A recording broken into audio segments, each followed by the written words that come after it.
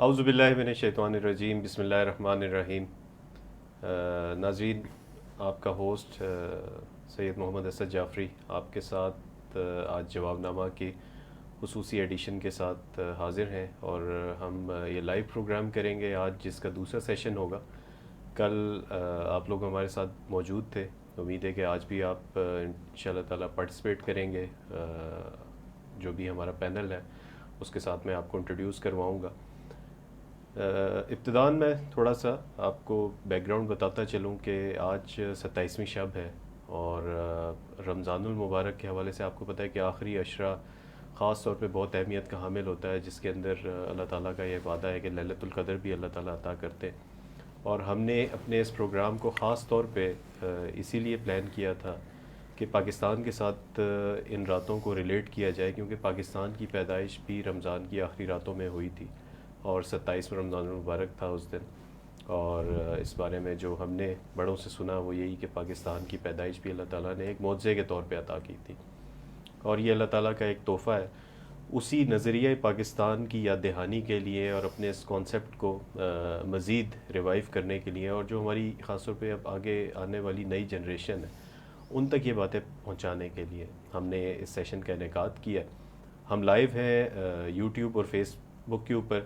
Face بک کے اوپر آپ لوگوں کے جو کمنٹس آئیں گے وہ کویشچنس کی صورت میں ہم اس کو اپنے پینل کے ساتھ ان کر لیں گے، تو ہمارے پیج کے اوپر آئیے گا، شبان المسلمین کا جو پیج ہے فیس بک کے اوپر، اس پہ آ کے اپنی آئی ڈی سے کمنٹ کریں، اور آپ کا کمنٹ جو ہے وہ دوسرے پارٹیسپینٹس بھی دیکھ سکیں گے انشاءاللہ۔ تو میں اپنے جو پینل ہے اس سے آپ کو انٹروڈیوس کرواتا ہوں۔ آج کیوان انور صاحب ہمارے ساتھ ہیں ہمیشہ کی طرح، اور اکنامک ایکسپرٹ ہیں، آپ جانتے ہیں، مشہور و معروف ہیں، اور اس وقت جو شبان المسلمین کا جو میڈیا ونگ ہے اس کے انچارج ہیں، اپنی ذمہ داریاں ادا کر رہے ہیں۔ اور ہمارے جو دوسرے پارٹیسپینٹس ہیں وہ محمد عمران ریاض صاحب ہیں، ان کا تعلق اسلام آباد سے ہے، شبان المسلمین کی جو مرکزی شورا ہے اس کے رکن ہے، اور ان کا جو شعبہ ہے خاص طور پہ جو اسپیشلائزڈ ہیں یہ پولیٹیکل سائنس کے حوالے سے، تو یہ کویشچن بھی ہم آج ان سے مختلف اس نوعیت کے لیں گے کہ پاکستان کی جو سیاسی صورتحال ہے اس کے اوپر یہ کیا دیکھتے ہیں معاملات کو، اور تھوڑا سا ہسٹری کے ساتھ بھی اس کو ریلیٹ کرنے کی کوشش کریں گے۔ اور ایک بہت ہی امپورٹنٹ چیز، ہماری خوش قسمتی ہے کہ ہمارے ساتھ ہمارے دوست اور ہمارے ساتھی ٹرکی سے موجود ہیں، حسن عبداللہ۔ حسن عبداللہ سینئر انالسٹ ہیں T R T news Turkey کے اندر، اور پولیٹیکل سائنٹسٹ بھی ہیں، اور اس کے علاوہ سینئر جرنلسٹ ہیں۔ تو ہم ان کا بہت خصوصی شکریہ ادا کرتے ہیں کہ آج ہمارے ساتھ ہیں، اور انشاءاللہ یہ ہے کہ ہمارے جو بھی کویشچنز ہوں گے ہم خود بھی ان سے کویشچنز کریں گے، اور یہ ہے کہ جو ہمارے پارٹیسپینٹس کی کویشچنز آئیں گے ان کے لیے ہم وہ بھی ان کے ساتھ ضرور شیئر کریں گے۔ تو آج کی ڈسکشن کا آغاز کرتے ہیں۔ حسن بھائی، آپ ہمارے ساتھ موجود ہیں؟ جی میں آپ کے ساتھ موجود ہوں۔ السلام علیکم۔ وعلیکم السلام وعلیکم جی، السلام۔ کیسے ہیں آپ؟ سب کو ٹرکی میں جتنے بھی مسلمان ہیں، پاکستان میں جتنے بھی مسلمان ہیں، ان کی طرف سے السلام علیکم۔ وعلیکم السلام۔ امید ہے آپ کے رمضان اچھے گزر رہے ہوں گے۔ اللہ کا شکر۔ الحمدللہ۔ آج کا جو ہم آغاز کرتے وہ تو یہ ہے کہ کل ہم جب یہ پروگرام کر رہے تھے اس دوران ہی یہ نیوز آئی کہ جو بیت المقدس ہے اس کے اندر مسجد اقصیٰ کے اوپر جو اسرائیل کی فورسز ہیں انہوں نے دھاوا بول دیا ہے، اور وہاں پہ تراویح کی نماز ہو رہی تھی، بلکہ وطر میں شاید دعا چل رہی تھی، اور اس دوران انہوں نے جو ہے وہ وہاں پہ کچھ فائرنگ بھی کی، اور غالباً کافی سارے لوگ اس کے اندر زخمی بھی ہوئے ہیں، 200 کے قریب 200 کے قریب جو ہے وہ سننے میں آیا کہ زخمی بھی ہوئے ہیں۔ تو ایک بڑا پینک، اور مسلمانوں کے خاص طور پہ ایک اتنا مقدس مہینہ ہے پوری دنیا کے اندر، چاہے ان کا تعلق کسی بھی مذہب سے ہو، لوگ اس چیز کا بڑا احترام کرتے ہیں اور اس کا خیال رکھتے ہیں، لیکن یہ کہ جو مسلمانوں کا قبلہ اول ہے اس کے اندر گھس کے اور ان کی جو فوٹیجز آئی ہیں، اور محسوس ایسا ہوتا ہے کہ جیسے جو کرنے والے ہیں کچھ فوٹیجز انہوں نے بھی بنائی ہیں تاکہ دنیا کو یہ دکھایا جا سکے، بتانے کے لیے کہ مسلمانوں تمہاری جو ہے وہ کوئی حیثیت نہیں ہے، یا یہ کہ تمہاری کوئی وقت نہیں۔ تو اس سے ایک عام مسلمان ظاہری بات ہے کہ وہ بہت ہی ایک ڈسٹربنس فیل کرتا ہے۔ اور اگر حکمرانوں کے اوپر بات کی جائے تو ہمیں ایک واحد نظر آتے ہیں طیب اردگان صاحب، جن کا ایک بڑا مضبوط موقف آیا ہے اس حوالے سے کل رات کا جو انسیڈنٹ ہوا ہے، اور انہوں نے ایک بڑی بھرپور نہ صرف یہ کہ اس کی مذمت بھی کی ہے بلکہ اس کے اندر لانگ ٹرم بھی بات کی ہے کہ ہم مسلمانوں کو اس کے لیے جو ہے وہ کوشش کرنی ہے کہ ہم لانگ ٹرم اس کہ کسی سولوشن کی طرف جائیں. تو اس سے ہم آج کی بات کا آغاز کرتے ہیں. ہمیں کچھ کمنٹس بھی آنا شروع ہو گئے اپنے ساتھی جو ہمارے ساتھ فیس بک کے اوپر لائیو ہیں وہ بھی لیں گے. اس کے اوپر کچھ گفتگو کا اسٹارٹ کریں. جی آپ لوگ بسم اللہ.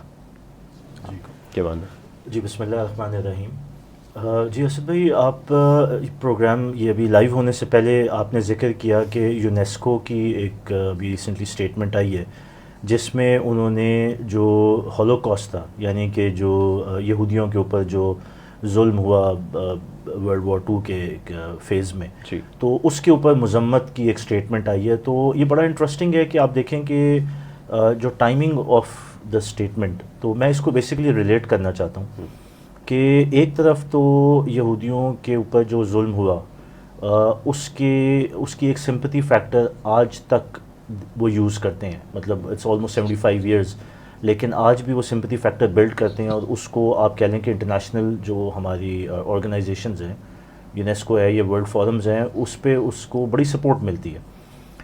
اگر ہم کہیں کہ ایک قوم جس نے اس ظلم اور بربریت کا سامنا کیا ہے تو وہ تو بڑی سینسٹیو ہونی چاہیے, اور یہ ایک منطقی ہیومن نیچر ہے کہ جب آپ کے اوپر ایک زیادتی ہوتی ہے تو آپ آگے خود بھی کیئرفل ہوتے ہیں اور آپ اس کو ریزسٹ بھی کرتے ہیں اور ڈیٹیسٹ بھی کرتے ہیں, یعنی ایک ناپسندیدہ ایکٹ ہوتا ہے, ایک نیچرل ایک ریئیکشن ہوتا ہے.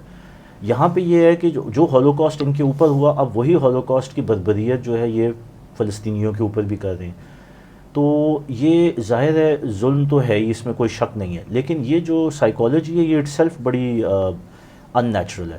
اور یہی چیز میرے خیال میں حسن بھائی سے پوچھنا چاہوں گا, because he is politically more connected to the regional affairs, being the senior correspondent, کہ حسن بھائی یہ جو ایونٹ ہوا ہے, do you see کہ this is the repetition of وہ کہتے ہیں نا کہ the same old story, یا پھر there is some new angle and there are new dynamics to this event, یہ جو خاص طور پہ انہوں نے ابھی رمضان کے مہینے میں یہ جو ایک یہ ابھی جو بربریت کی ہے اور جو مسجد کے اندر داخل ہو گئے اور obviously اس میں ایک ایک رسپیکٹ کا ایلیمنٹ تھا, وہ بھی پامال ہوا. تو how do you see this situation? دیکھیں اس طرح کے جو واقعات ہیں, پہلی بات تو وہ پہلے بھی ہو چکے ہیں. یہاں تک کہ اگر ہم سورہ اسراء کا مطالعہ کریں تو ایک ٹرینڈ کا ذکر ہے سورہ اسراء میں کہ بنی اسرائیل نے کیا کیا تھا اور ان کے بارے میں کہا گیا کہ تم دوبارہ یہ کرو گے. تو پہلی بات تو اس سے ہمیں یعنی کسی قسم کا سرپرائز نہیں وہ ہونا چاہیے. اگر ہم یعنی ماضی قریب میں دیکھیں تو اس طرح کا رویہ پہلے بھی دیکھنے میں آیا ہے. کیا وجوہات ہیں اس کے پیچھے؟ سائیکالوجی بہت دلچسپ آپ نے سوال کیا. جہاں تک سائیکالوجی کا سوال ہے تو اگر آپ یعنی جوش تھیولوجی کا مطالعہ کریں تو یہاں پہ ایک ایلیمنٹ آف ان کا جو ایک سپیریورٹی کمپلیکس ہے وہ بہت واضح جھلکتا ہے. جو ان کا تصور ہے کہ صرف وہ ہیں جن کو یعنی جو اہمیت رکھتے ہیں, اور جو گویم ہیں ان کی کوئی اہمیت نہیں ہے, وہ جانوروں سے بھی بدتر ہیں. تو ظاہر ان کو یعنی جب آپ کی یہ سائیکالوجی ہوگی تو آپ لوگوں کو کس طرح سے ٹریٹ کریں گے وہ بہت واضح ہے. آپ صرف پھر یعنی قوت اور طاقت کو عزت دے سکتے ہیں, جو کمزور ہے اس کے لیے آپ کوئی اس کی ویلیو نہیں رکھتی. پہلی بات تو یہ تو ہو گیا سائیکولوجیکل پہلو. دوسری بات اور فیکٹرز ہیں. ایک تو ڈومیسٹک کنسرنز آ گئی. مثال کے طور پہ اسرائیلی وزیر اعظم کے اس وقت جو معاملات چل رہے ہیں کرپشن وغیرہ کے, تو ڈومیسٹک نقطہ نظر سے ایک ڈسٹریکشن کے طور پہ بھی یہ بہت افیکٹو معاملہ ہے. جب آپ اس طرح کی اسکلیشن کریں تو اس سے جو لوگ ہیں ان کی توجہ بٹے گی اور آپ کے لیے ایک سمپتھی اور سپورٹ جنریٹ ہوتی ہے, کیونکہ پھر وہ ایک ادرائزیشن جس کو کہتے ہیں سوشل سائنسز میں, خاص کر پولیٹیکل سائنس میں, آپ نے ادرائزیشن کر دی کہ جو دوسرا شخص ہے وہ آپ کا دشمن ہے, آپ کو ایک ہی محاذ پہ اکٹھا ہونا ہے. تو جو آپ کے مخالفین ہیں جو کرپشن کا شور کر رہے تھے وہ بھی پھر آپ کے ساتھ اس پہ آ جائیں گے. اچھا, اس کے علاوہ انٹرنیشنل اینگل بھی ہے جس میں لٹمس ٹیسٹ بالخصوص آتا ہے, خاص کر جو بائیڈن ایڈمنسٹریشن آئی ہے. میں سمجھتا ہوں اسرائیل چاہے گا کہ اس کو ٹیسٹ کرے کہ کس حد تک بائیڈن ایڈمنسٹریشن جائے گی. گزشتہ کئی دہائیوں سے اسرائیل ہمیشہ مسلمانوں کا ریئیکشن چیک کرتا آیا ہے, اور اسٹیپ بائی اسٹیپ اس نے اپنی ایکسپینشنز بھی بڑھائیں. جو آباد کاری ہو رہی ہے غیر قانونی اس کو بڑھایا, اور ہر دفعہ غالباً اس نے یہ محسوس کیا کہ مسلمانوں کی طرف سے شور شرابہ ہوا لیکن کوئی ایسا ٹھوس رد عمل نہیں آیا جس سے اس کو نقصان پہنچے. یعنی انٹرنیشنل کمیونٹی میں رائے جو بھی ہو اس کو اس کی اتنی فکر نہیں ہے. جب تک اس کی فزیکل سیکیورٹی کو خطرہ لاحق نہ ہو، جب تک جو اس کے دیگر انٹرسٹ ہیں وہ متاثر نہ ہو، تو اس کو ان معاملات کی فکر نہیں ہے. تو یہ بھی ایک میرے خیال سے فیکٹر ہے. اچھا وہ ایکو ہو رہا ہے، اگر ہو سکے تو وہ آڈیو پلیز چیک کر لیجیے گا، مجھے اپنی آواز آ رہی ہے بہت زور سے.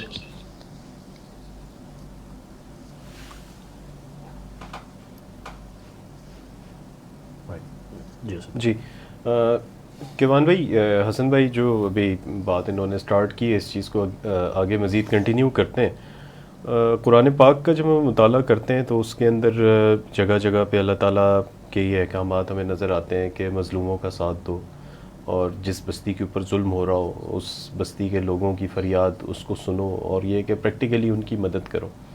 تو اب جب عام مسلمان یہ پڑھتا ہے اس چیز کو، اس طرح کی آیات پڑھتا ہے اور قرآن کے اس پیغام سے گزرتا ہے کہ وہ بستی جس کے اوپر ظلم ہو رہا ہے، تو اور ایک مسلمان کو اللہ تعالیٰ یہ پیغام دے رہے ہیں کہ ان لوگوں کی مدد کو پہنچو، تو اب عام آدمی تو وہ مدد کے لیے نہیں پہنچ سکتا، ظاہر ہے وہ تو زیادہ سے زیادہ ایک احتجاج کر سکتا ہے یا دعا کر سکتا ہے یا پریشان ہو سکتا ہے.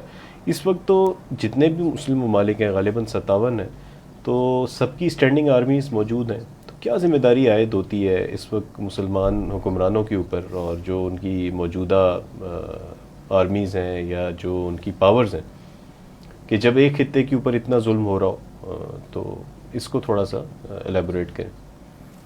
جی اسد بھائی، میں بلڈ اپ کروں گا جو حسن بھائی نے بات کی، اور آئی تھنک ان دو چیزوں کا آپس میں کانٹیکٹ بھی ملتا ہے. جی انہوں نے یہ بات کی کہ جو اسرائیلی گورنمنٹ ہے، ملٹری ہے، اسٹیبلشمنٹ ہے، یہ مسلمانوں کا ریئیکشن ٹیسٹ کرتے آ رہے ہیں، اور دے ہیو بین آبزرونگ. جس طرح انہوں نے کہا کہ ابھی دے وڈ لائک ٹو سی کہ جو بائیڈن کی جو نئی گورنمنٹ آئی ہے اس کا کیا رسپانس ہوگا یا کس حد تک دے وڈ بی سپورٹیو. اور اسی کانٹیکس میں یہ ہے کہ مسلمانوں کا ریئیکشن. اب دیکھیں جو آپ نے بات کی ہے اس میں تو کوئی شک ہی نہیں، کیونکہ وہ تو اللہ کے احکامات ہیں کہ ظلم کے خلاف کھڑے ہو جاؤ، اور خاص طور پہ ظلم جب ایک آپ کے ایک بھائی کے ساتھ ایک مسلمان اور آپ کی ایک مسلمان ملک میں ہو رہا ہے، تو اس میں تو شاید کوئی دو رائے ہے ہی نہیں. لیکن وہ جو ٹیسٹ کر رہے ہیں بیہیویئر، اس سے بڑا آبویس ہوتا ہے کہ ان تلوں میں تیل نہیں ہے.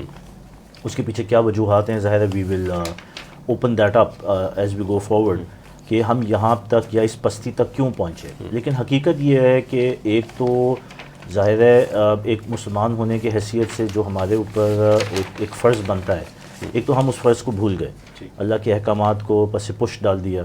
اور جس طرح اللہ تعالیٰ نے قرآن میں کہا نا کہ جب تم میرے راستے سے بھٹکو گے تو میں تمہارے دل میں تمہارے دشمن کا خوف بٹھا دوں گا، اور جب تم میرے راستے پہ چلو گے تو میں تمہارے دشمن کے دل میں تمہارا خوف بٹھا دوں گا. تو آج ہماری حیثیت یہ ہے، چاہے وہ پاکستان ہو یا کوئی اور مسلمان ملک ہو، کہ اگر ہم بہت زیادہ بھی کسی ایکسٹریم سٹیپ پہ جائیں گے تو وہ ایک وربل پروٹیسٹ سے زیادہ ہماری اس وقت کوئی کیپیسٹی یا کوئی انٹینٹ نہیں ہے اس ظلم کو روکنے کے لیے یا پھر حق کے لیے کوئی آواز بلند کریں، چاہے وہ ناموس رسالت کا معاملہ ہو، چاہے فلسطین کا ہو یا کشمیر کا ہو یا پھر میانمار کا ہو یا کوئی بھی اور کانفلکٹ ہو. تو میرے خیال میں یہ اس پستی کا لیول ہے جس پہ ہم پہنچے ہیں. کیوں پہنچے ہیں ظاہر ہے اس پہ ہم بات کریں گے. قرآن سے دوری ایک بڑا اوبویس معاملہ ہے، لیکن بات وہی ہے کہ وہ ٹیسٹنگ کرتے آ رہے ہیں. اب وہ ایک کمفرٹ زون میں اپیرنٹلی لگتے ہیں، ان کو پتہ ہے کہ کسی مسلمان ملک سے کوئی ریئیکشن نہیں آئے گا. اور ریئیکشن کا ترجمہ حسن بھائی نے بہت اچھا کیا کہ ان کی ایگزسٹینشیل تھریٹ جو ہے ان کو یہ فیل نہیں ہوتی، دے فیل سیکیور.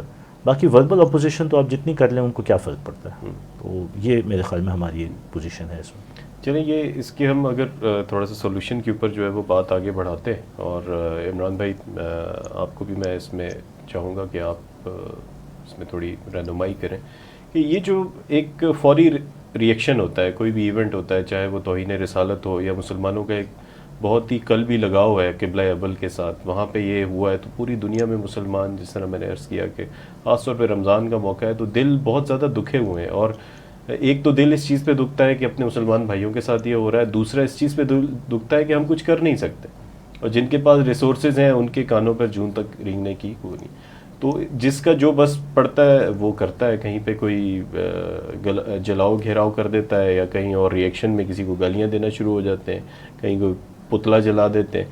تو ہمیں کیا بحیثیت مسلم امہ کیا ہمارا ویژن ہونا چاہیے لانگ ٹرم میں کہ اس طرح کے مسئلوں کو اوائڈ کیا جا سکے؟ جی جزاک اللہ.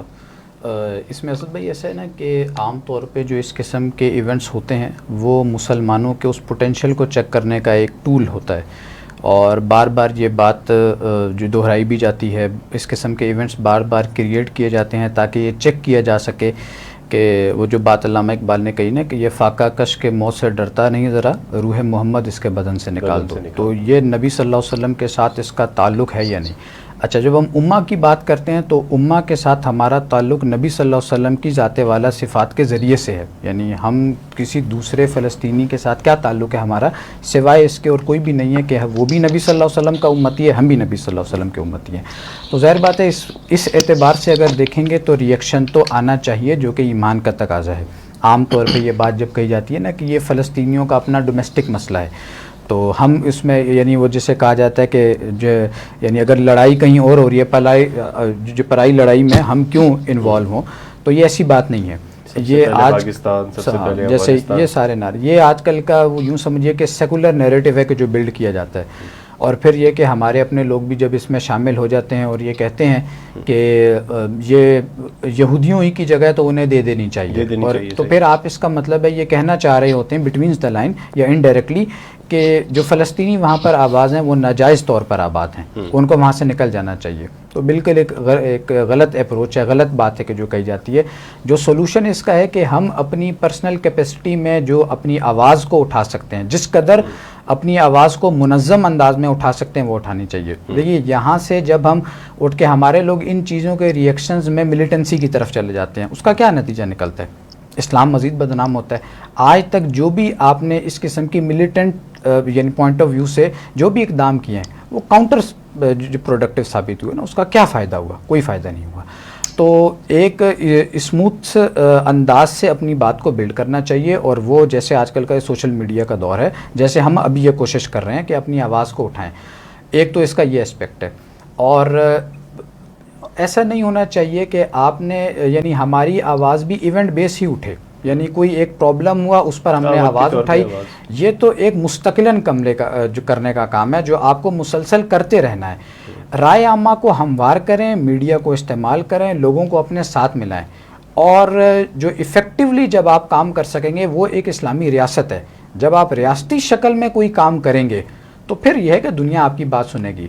ابھی بھی ہمیں یہ کرنا چاہیے کہ گورنمنٹ کو ہمیں پریشرائز کرنا چاہیے کہ گورنمنٹ بات ہماری کرے. اور سنا ہے کہ جو ہمارے فورن منسٹر ہیں انہوں نے کچھ بات کی بھی ہے, بہت اچھی بات ہے اگر ان کی طرف سے کوئی بات سامنے آئی ہے. لیکن عام طور پر ہمارا کیا ہوتا ہے, کوئی معاملہ ہوا, 2-4 بندے قتل ہوئے, یا ابھی کی جو ہے ریسنٹ ڈیولپمنٹ جو 163 لوگ جو ہیں وہ انجرڈ ہوئے ہیں کل رات کے ایپیسوڈ سے, تو ہم نے بھی ایک بیان دے دیا اور پھر ہم بھی کھا پی کر سو گئے. تو یہ معاملہ ہونا نہیں چاہیے. اگر آپ ون امہ کو آپ کلیم کرتے ہیں تو پھر آپ کو اس پر مسلسل اپنی آواز جو ہے وہ بلڈ کرتے رہنی ہے, یعنی ایونٹ بیس آپ کی وائس ریز نہ ہو.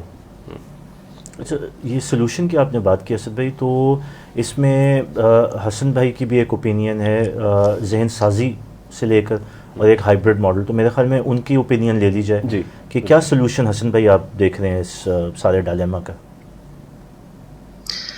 دیکھیں اس وقت صورتحال بہت پیچیدہ ہے. یعنی بحیثیت مسلمان ظاہر ہم یعنی دو ٹوک الفاظ میں کہتے ہیں کہ اسلام حل ہے, اسلامی نظام جو ہے وہ لازم ہے کیونکہ وہ ایک ہمارے لیے ایک پروٹیکشن ہے.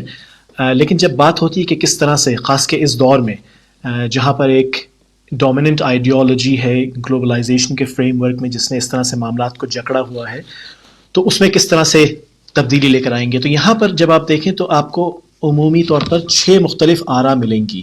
یعنی اگر آپ کسی سے یہ سوال کریں کسی یعنی اہل علم سے, ان کی آراء لیں کہ بھائی اسلام کس طرح سے آئے گا, تو بنیادی طور پر 6 آراء آپ کو ملیں گی. ایک وہ ہیں جو کہتے ہیں کہ پارلیمنٹری ڈیموکریسی کے راستے سے ہم تبدیلی لے کر آئیں گے, یعنی ہم الیکشن لڑیں گے, اقتدار میں آئیں گے, اس کے بعد پھر ہم نظام کو تبدیل کریں گے. پھر دوسرے وہ ہو گئے جو اس میں مثال کے طور پہ جماعت اسلامی, جمعیت علماء اسلام, جمعیت علماء پاکستان وغیرہ اس طرح کی جماعتیں آ گئی. پھر دوسرے وہ ہیں جو کہتے ہیں کہ انٹلیکچوئل اسٹرگل ہوگی, اور پھر آگے سیکنڈ سٹیج پہ جا کر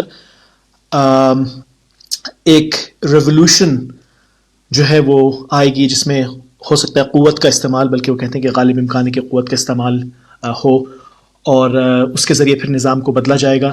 تیسری پھر ایک رائے ہے جو یہ والے جو اسکول آف تھاٹ ہے یہ عموماً کوئی سولوشن نہیں دیتا، وہ بس یہ کہتے ہیں کہ دیکھیں آپ ہر شخص اپنے آپ کو انفرادی طور پر تبدیل کرے، جب لوگ تبدیل ہو جائیں گے تو خود بخود معاشرہ تبدیل ہو جائے گا.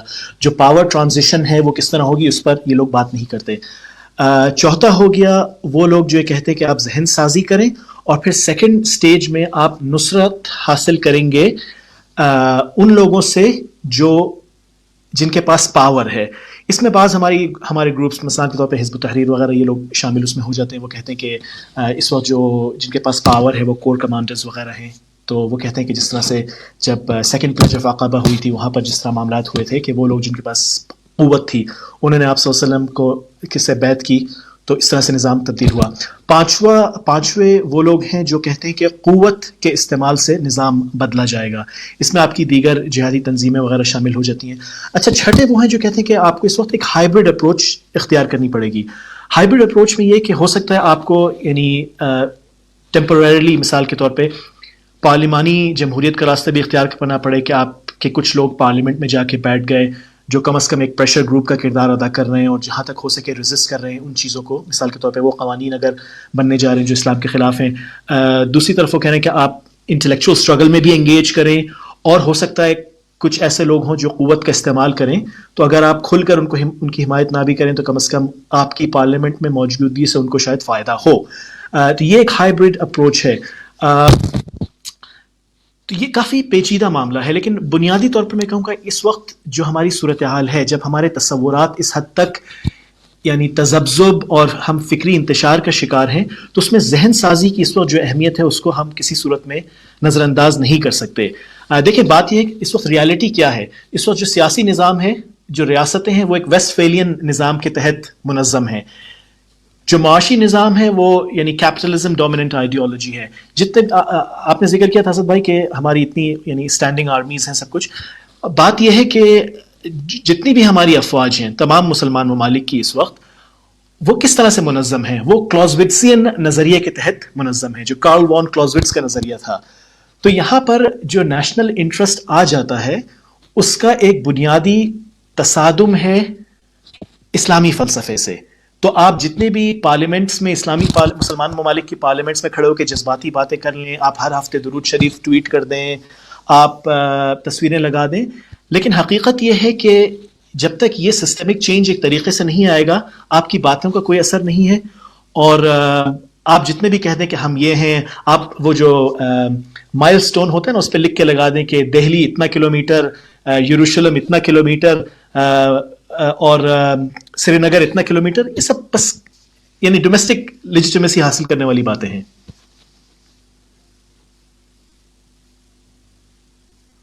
حسن بھائی، ہائبرڈ ماڈل جو ہے اس کو تھوڑا سا اور ایلیبوریٹ کریں گے کہ اس کا ورکنگ ماڈل کیسے ڈپلوائے ہوگا؟ مطلب بلڈنگ بلاکس کیا ہوں گے اس کے؟ وہ لوگ جو اس ماڈل کے قائل ہیں، بعض لوگ شاید وہ اپنا آپ کو یہ شناخت نہ کرنا چاہیں، ہو سکتا ہے، ورنہ میں کوٹ کرنا مطلب آئیڈیلی میں چاہوں گا کہ ان کو کوٹ کروں. بعض علماء وغیرہ جن سے بات ہوئی وہ یہ کہتے ہیں کہ دیکھیں بنیادی طور پہ وہ کہہ رہے ہیں کہ جو لبرل جمہوریت ہے وہ ایک کفریہ نظام ہے. یعنی جب آپ حاکمیت اللہ سے منتقل کر دیں انسانوں کو تو اس میں کوئی شک نہیں ہے کہ یعنی یہ بہت سنگین معاملہ ہے. وہ لیکن یہ کہتے ہیں کہ وہ لوگ، وہ اسلامی جماعتیں جو پارلیمنٹ میں جا رہی ہیں الیکشن لڑ کے، اور وہ وہاں پر جب قانون سازی کا معاملہ آتا ہے تو وہ مثال کے طور پر وہ یہ کوشش کرتی ہیں کہ بھئی اگر کوئی ایسا، مثال کے طور پر اگر پاکستان کے آئین میں ترمیم کرنے کی کوشش کی جاتی ہے 2/3 اکثریت کے ساتھ کہ جو قرآن و سنت کا حوالہ ہے اس کو نکال دیا جائے، تو وہ جو جماعتیں ہیں وہ پارلیمنٹ میں بیٹھ کے اس کی مزاحمت کریں گی، ایسا نہیں ہونے دیں گی. دوسری بات وہ کہتے ہیں کہ اس کے ساتھ ساتھ انہی جماعتوں کے گروپس ہوں جو ذہن سازی کر رہے ہوں معاشرے میں، جو لوگوں میں توحید کا اور الولاء والبراء کا تصور لوگوں کو دے رہے ہوں کہ لوگوں کی ذہن سازی ہو رہی ہو. کیونکہ اس وقت صورتحال یہ ہے کہ ہم ایک طرف تو یعنی کسی بھی مسلمان سے عموماً آپ خلافت کا ذکر کریں سوائے وہ جو یعنی اپنے آپ کو کھل کے سیکولر کہہ رہے ہیں، جن کی سیکولر ذہنیت ہے، مسلمان ایک نوسٹالجک ہے یعنی خلافت کو لے کر، شریعت کو لے کر، خاص کر پاکستان جیسے ممالک میں جہاں پہ ایک پیو ریسرچ کے مطابق کوئی 84% لوگوں نے کہا کہ وہ شریعت کے حامی ہیں. اچھا، اس کے مقابلے میں ترکی میں صرف 12% لوگوں نے شریعت کی حمایت کی تھی. تو یہ چند سال پہلے کا یہ پیو سروے ہے. تو وہ یہ کہتے ہیں کہ آپ ذہن سازی کریں لوگوں میں یہ جو اسلامک یعنی بیج ہیں, یہ تصورات ہیں بنیادی توحید کے, بالخصوص اللہ کی حاکمیت کے, یہ لوگوں کے ذہنوں میں بٹھائیں. اس کے ساتھ ساتھ ہو سکتا ہے کچھ تنظیمیں ہوں جو بعض جگہ قوت کا استعمال کر رہی ہوں. مثال کے طور پہ دیکھیں یہ جو مقبوضہ سرزمین ہے فلسطین کی, یہاں پر ظاہر ہے وہ تنظیمیں موجود ہیں جو قوت کا استعمال کر رہی ہیں. ہو سکتا ہے آپ یہ کہیں کہ وہ مؤثر نہیں ہیں, لیکن اگر آپ یعنی ایک لمحے کے لیے ایک پیورلی ایکیڈمک طریقے سے اس کا جائزہ لیں تو اس بات سے انکار نہیں کیا جا سکتا کہ قوت کا جو استعمال ہے وہ اسٹریٹجک بیلنس کو تبدیل کرتا ہے. اور بعض اوقات ایسا ہوتا ہے کہ وہ لوگ جو قوت استعمال کر رہے ہیں وہ لیوریج فراہم کرتے ہیں ان لوگوں کو جو پارلیمنٹ میں بیٹھے ہوئے ہیں, اور وہ لوگ جو پارلیمنٹ میں بیٹھے ہیں وہ لیوریج فراہم کرتے ہیں ان لوگوں کو جو یعنی قوت کا استعمال کر رہے ہیں. میں ایک تنظیم کی مثال دوں گا. بدقسمتی سے اس تنظیم کا بڑا نیگیٹو کردار رہا ہے خاص کر شام میں اس وقت, لیکن ظاہر یعنی ایک ایکیڈمک طریقے سے میں بات کر رہا ہوں. اس میں حزب اللہ کو آپ اٹھا کے دیکھیں تو حزب اللہ کی پارلیمنٹ میں بھی موجودگی ہے, اور اس کے وہ گروپس بھی ہیں, اس کے پراکسی گروپس بھی ہیں جو یعنی قوت کا استعمال کر رہے ہیں. تو اس میں یہ ہوتا ہے کہ اس ہائبرڈ اپروچ کے ساتھ اس کو بہت زیادہ لیوریج مل جاتا ہے.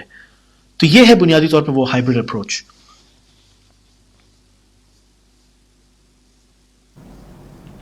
جی ہمارے جو پارٹیسپینٹس ہیں ان کے کمنٹس بھی کافی سارے آتے جا رہے ہیں, تو میں ایک لوں گا. ہمارے ساتھ ظہور خان موجود ہیں, ہمارے بہت ایکٹیو یہ پارٹیسپینٹ بھی ہیں. یہ کہتے ہیں کہ ہولوکاسٹ میں یہودیوں کی نسل کشی تو فرانس, پولینڈ اور جرمنی میں نصارہ نے کی تھی, یعنی کرسچنز نے, تو اسرائیل آج ان کو کچھ نہیں کہہ رہا اور مسلمانوں کی جڑ کاٹ رہا ہے, تو ایسا کیوں ہے؟ آج اسرائیل جرمنی کا بھی دوست ہے اور پولینڈ کا بھی, اور جرمنی کا بھی دوست ہے اور پولینڈ کا بھی, تو اسرائیل ان سے بدلہ کیوں نہیں لے رہا؟ یہ کویشچن کیا ہے انہوں نے. ٹھیک جی اسد بھائی, اس سوال کے جواب کے لیے تھوڑا سا ہمیں ماضی کے جھروکوں میں جھانکنا ہوگا, کیونکہ یہ معاملہ اتنا اسٹریٹ فارورڈ نہیں ہے. ایک طرف تو ہم ایک آپ کہہ لیں کہ ان پیورسٹ سینس بات کرتے ہیں کہ there is a Christian world, there is اے جو world and there is a Muslim world, لیکن یہ ہے کہ اس کے اندر بھی جو انٹریکسیز ہیں اور جس طرح یہ چیزیں ایوالو ہوئی ہیں, تو شاید ریلیجن کے ساتھ وہ جو فیلیشن اور وہ جو محبت ہے وہ اس لیول پہ نہیں ہے جتنی ہم ایزیوم کر رہے ہیں اس سوال کو سامنے رکھتے ہوئے. اب فار ایگزامپل آپ اگر کرسچنس کو دیکھتے ہیں تو کرسچنس کی بھی اندر ایک ایولیوشن کا پورا ایک فیز ہے, اور ہم کچھ اس پہ آگے بات بھی کریں گے ان ٹرمز آف کہ کرسچینٹی کو کیسے ہائی جیک کیا گیا. And there is a beautiful parallel that we can draw کہ آج اسلام کے ساتھ یا پچھلے چند دہائیوں میں جو اسلام کے ساتھ اور اسلام کا ایک نیریٹو بلڈ کیا گیا ہے اس کے کتنے بڑے پیرللز ہیں to what happen to Christianity. لیکن ہم اگر یہ چیز کہیں کہ جی کیوں نہیں بدلہ لیا, تو بدلہ لینے کے لیے ایک موٹیویشن چاہیے. سوال کی جو اسپرٹ ہے وہ یہ کہتی ہے کہ ریلیجس گراؤنڈس پہ ایک بدلہ لینا چاہیے, اور بدلے کے پیچھے بیک گراؤنڈ ہولوکاسٹ کا بھی ہے, اور اس سے پیچھے جائیں تو نبی عیسیٰ علیہ السلام کی بھی جو کروسیفکشن ان کے مطابق یا اٹھایا جانا, تو وہ بھی تو ایک بیک گراؤنڈ ہے, اور اس میں بھی تو دو پارٹیز یہی تھیں, کرسچینٹی تھی اور ایک طرف جیوز تھے. تو لیکن یہ ہے کہ وہ جو ڈیوائڈ ہے, اب آپ دیکھیں کہ ایز تھنگز ہیو ایوالوڈ تو وہ ڈیوائڈ اس طرح ریلیجس رہا نہیں ہے. خاص طور پہ جب ہم یورپین کرسچینٹی کو دیکھتے ہیں تو وہاں پہ جس طرح پروٹیسٹنٹ مذہب ایوالو ہوا, تو that is pretty much divide of the religious sentiment. Church جو ہیں وہ بند ہو چکے ہیں, ان کو تالے لگ چکے ہوئے ہیں. اب تو it's more about materialism, capitalism, جو حسن بھائی نے بھی بات کی ہے. تو بدلہ لینے کی موٹیویشن کیوں ہوگی؟ بدلہ آج کل کی جنگیں جو ہیں وہ ریسورسز پہ تو ہو سکتی ہیں, وہ آئیڈیولوجیکل فرنٹس جس میں اپنی اکنامک ڈومیننس ہے, اپنی ٹریڈ کی ہیجمنی ہے, مطلب اس بیس پہ تو پھر بھی ہو رہی ہے. لیکن ریلیجن بینگ دا بیسز تو وہ تو موٹیویشن ایز سچ رہی نہیں ہے. تو ہولوکاسٹ, بہرحال ہولوکاسٹ کے بھی بہت ساری اوپینینز ہے, ہوا نہیں ہوا, کیسے ہوا, کس ایکسٹینٹ تک ہوا. لیکن بہرحال اب تو جو بظاہر ایک چیز نظر آتی ہے کہ there is a very strong alliance between Jews and Christians, اور اس کو ظاہر ہے جو چیز لیڈ کرتی ہے وہ وہ کرسچنز جو امریکہ میں بیسڈ ہیں اور زیادہ ایونجیلیکل کرسچنز ہیں, اور ان کے جو انٹرسٹ ہیں وہ آپس میں ایک دوسرے کو اکٹھا کرتے ہیں کہ بیسیکلی جی اس وقت ان کا جو فائنینشیل انٹرسٹ ہے جیوز کا اور کرسچنس کا, وہ ان کو ایک دوسرے کے قریب اکٹھا کر رہا ہے. بالکل, فائنینشیل بھی ہے اور پولیٹیکل بھی ہے. اور ابھی ہم میرے خیال میں حسن بھائی سے بھی اس پہ کچھ اوپینین لیں گے کہ اس کا جو پولیٹیکل اورینٹیشن کیا ہے. لیکن آئی ریمبر کہ there was a book and it talks a lot about this situation. اس کا نام ہے the Jewish lobby and the U S foreign policy, اور وہ بڑی خوبصورتی سے ایکسپلین کرتی ہے کہ کس طرح the Jewish lobbies, the business community has influenced امریکہ کی پالیٹکس سو مچ کہ یہ صرف اب کمرشل انٹرسٹ نہیں ہے, یہ پولیٹیکل انٹرسٹ بھی ہیں. امریکہ کا ایک پولیٹیکل کینڈیڈیٹ, اس کو اگر الیکشن جیتنے ہیں تو اس کے پیچھے ہی نیڈس ٹو میک شیور کہ اس گروپ کو سیٹسفائی کرے.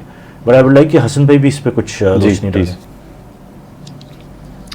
بالکل, کیوان بھائی نے جو بات کی میں ان سے بالکل اتفاق کرتا ہوں. تو آن ٹاپ آف جو انہوں نے بات کی, نکات اٹھائیں. دیکھیں, اگر اسلامی نقطہ, بنیادی سوال یہ تھا کہ یہ یہود و نصارہ جو ہیں وہ کیا وجہ ہے کہ باوجود اس کے کہ جو یعنی نصارہ کا کردار تھا یہودیوں کے خلاف, اس کے باوجود وہ خاموش ہیں اور مسلمانوں کے خلاف ہیں. میرے خیال سے قرآن سے اس کا جواب تو بہت آسان ہے. بعضهم اولیاء بعض, یعنی یہود و نصارہ کے کو لے کر یہ اللہ نے ڈیفائن کر دیا ہے کہ وہ ایک دوسرے کے ساتھی ہیں.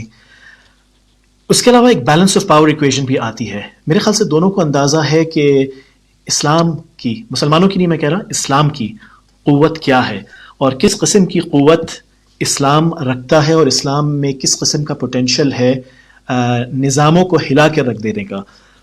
تو یہاں پر میرے خیال سے یہ بیلنس آف پاور ایکویشنز بھی آ جاتی ہیں کہ وہ محسوس کرتے ہیں کہ مسلمانوں کے خلاف ان کا جو ایک گٹھ جوڑ ہے وہ لازم ہے. ایک بات تو یہ ہو گئی. تھیولوجیکل ریزنز بھی ہیں کہ وہ یہ سمجھتے ہیں ان میں بہت سے لوگ کم از کم کہ وہ ایک دوسرے سے نسبتاً زیادہ قریب ہیں. حالانکہ اگر تھیولوجیکلی دیکھا جائے تو جو یعنی ویسے تو جو یہود ہیں تھیولوجیکلی ان کو مسلمانوں سے قریب ہونا چاہیے جو مونوتھیسٹک اپروچ ہے, لیکن ظاہر ہے ان کے اندر جو ایک تکبر جو اللہ نے قرآن میں بیان کیا ہے, جو تکبر اور اکڑ, یہ وہی ہے جس نے انبیاء کو بھی یعنی قتل کروایا, اور انہوں نے یعنی اللہ کو بھی وہ چیلنج کرتے رہے تاریخ میں. کوئی پہلی مرتبہ کوئی 1948 کے بعد سے تو یہ معاملات شروع نہیں ہوئے یا 1924 کے بعد سے. تو یہ فیکٹرز بھی ہیں. اچھا, اور بھی اس کے اینگلز ہیں. یعنی پوسٹ انلائٹنمنٹ ہم دیکھیں تو بنیادی طور پر یہود و نصارہ نے باوجود اس کے کہ تھیولوجی کردار ادا کرتی ہے, یعنی ان کی سوچ میں کافی حد تک کم از کم بہت ساروں کی, لیکن بنیادی طور پر انہوں نے سیکولرزم کو تسلیم کر لیا. مسلمانوں نے یعنی ظاہر اکثریت چاہے تذبذب کا شکار ہو, لیکن جو بنیادی اسلامی سوچ ہے, پیور تھاٹ, وہ موجود ہے, وہ کھوئی نہیں. ہر دور میں ہم دیکھتے ہیں کہ جتنا بھی سپریشن ہوا ہو, جتنے بھی اسلام کو دبانے کی کوشش کی گئی ہو, چاہے وہ سینٹرل ایشین یعنی جو ریاستیں ہیں اس وقت USSR کے جب وہ یعنی قبضے میں تھیں, تو اسلام کو اتنا دبانے کی کوشش کی گئی کہ لوگ قرآن اپنے گھروں میں نہیں رکھ سکتے تھے, لیکن اس کے باوجود بھی ہم نے دیکھا کہ وہ لوگ تھے جو جدوجہد کرتے رہے, یعنی اسپرنگ کی طرح اسلام کو جتنا دبایا گیا اتنی اس کا پوٹینشیل بڑھ جاتا ہے, یعنی دوبارہ سے ابھر کے سامنے آنے کا. تو وہ سیکولرائزیشن مسلمانوں نے تسلیم نہیں کی. یعنی آج 1924 کے بعد سے لے کر اب تک آج ہم بیٹھ کے ابھی بھی ہم بات کر رہے ہیں, ہمارے وہی خیالات ہیں جو یعنی اس دور میں مسلمانوں کے تھے جب ان کا غلبہ تھا. یہود اور نصارہ جو ہیں وہ اپنے جو بنیادی خیالات ہیں, ایک تو انہوں نے پرزرو, ان کی کتابیں پرزرو نہیں ہوئی تھیں. دوسری بات, جیسے میں نے کہا, پوسٹ انلائٹنمنٹ جو اثرات تھے وہ انہوں نے قبول کر لیے تھے. تو میرے خیال سے یہ فیکٹرز بھی ہیں جو ہمیں سامنے رکھنے ہوں گے. ہمارے ساتھ جو پارٹیسپینٹس ہیں, میں آپ لوگ مجھے اجازت دیں تو میں ان کے کمنٹس بھی ساتھ لیتا جاؤں, کیونکہ یہ کہ ہمارے ساتھی آل اراؤنڈ دا ورلڈ اس وقت وہ ہمارے ساتھ جو ہے وہ موجود ہیں, اور میں کمنٹس جو ہے وہ جلدی ذرا میں لیتا جاتا ہوں سب کے. جی فہیم بٹ, وعلیکم السلام.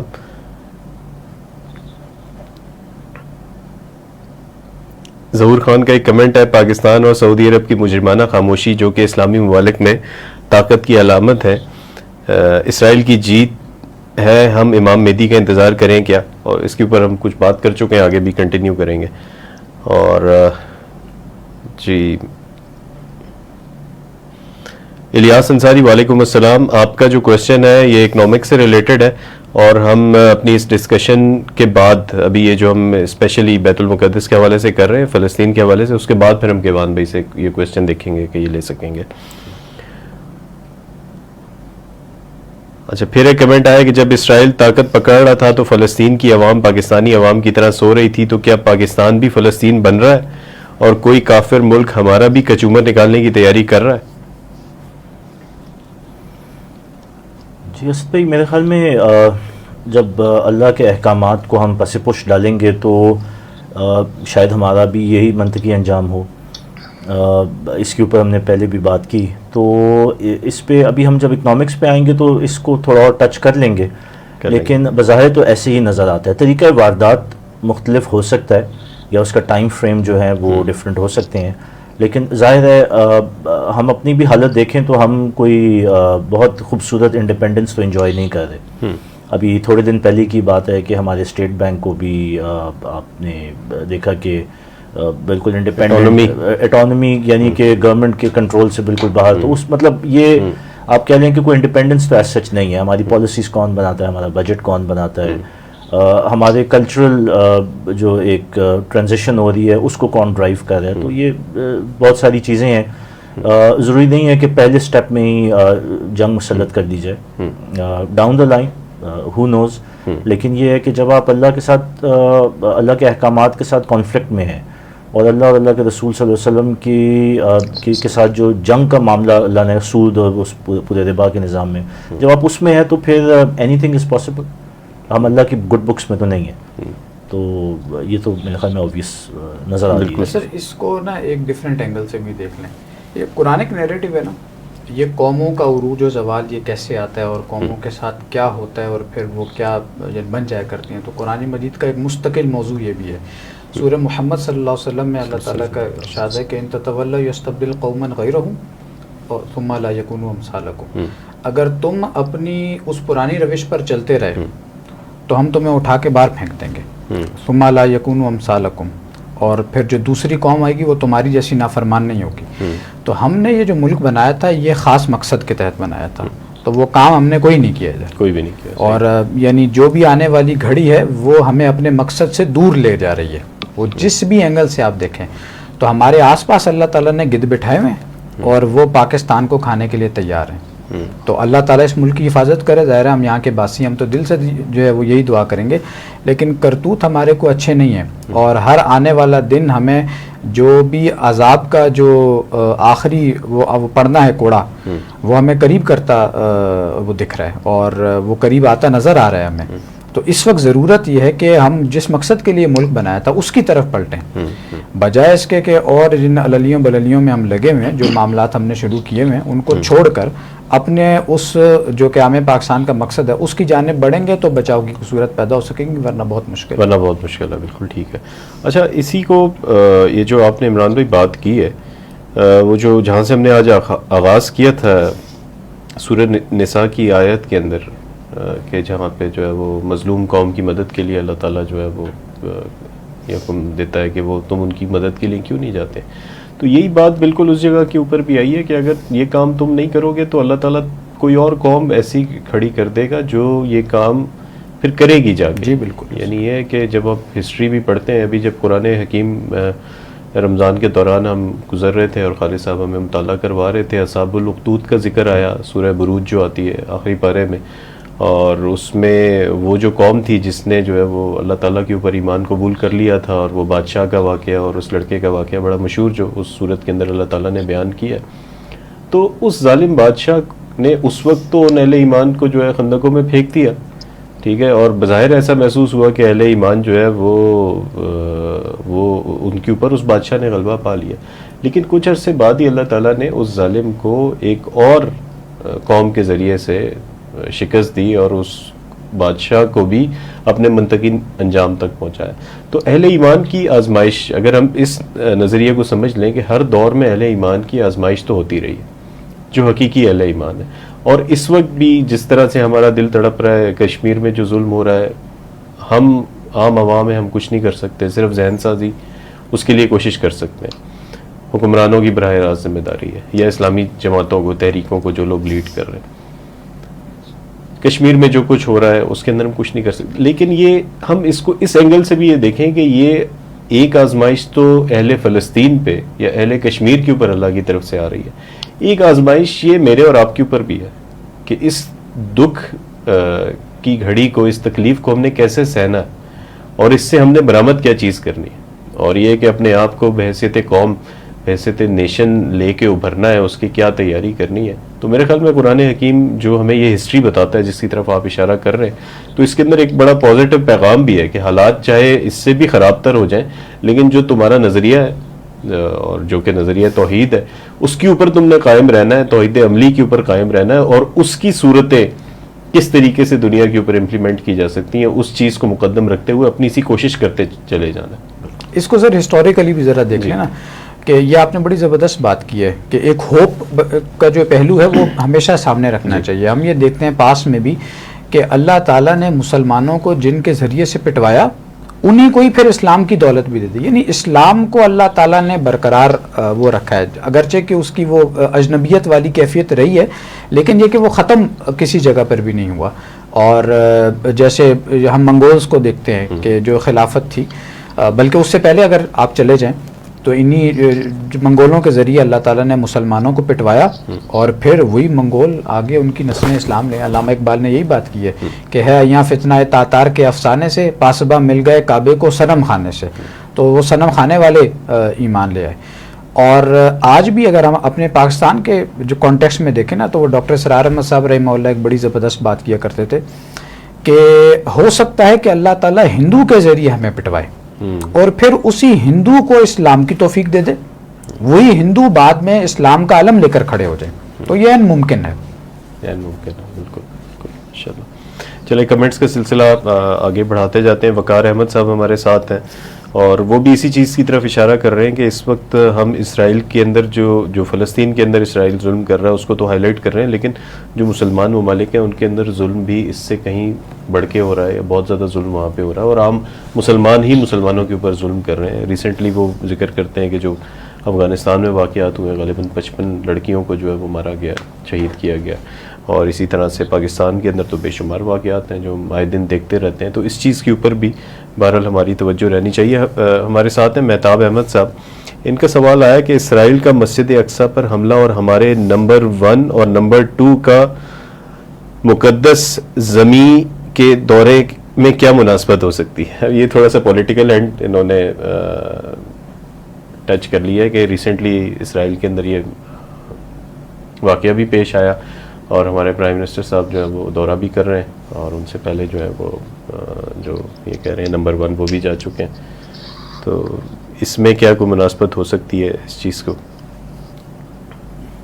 اسد بھائی, اس سوال کے جواب میں تو بہت ساری جو کہتے ہیں نا کہ کنسپیریسی تھیوریز کے ڈومین میں چیزیں کھودی جا سکتی ہیں جی, لیکن بات یہ ہے کہ جو حسن بھائی نے بھی بات کی تھی کہ یہ کوئی پہلی دفعہ تو پہلی دفعہ نہیں ہے, یہ ایونٹس ہو رہے ہیں, اس کے پیچھے بہت سارے محرکات ہو سکتے ہیں, انکلوڈنگ کہ ان کی ڈومیسٹک پالیٹکس بھی انوالو ہو سکتی ہیں. تو بات تو یہ ہے کہ باٹم لائن تو شاید یہ ہے کہ ہمارا اپنا کیا پوٹینشیل ہے اور ہماری اپنی کیا ول اور موٹیویشن ہے, وہ تو نظر نہیں آتی.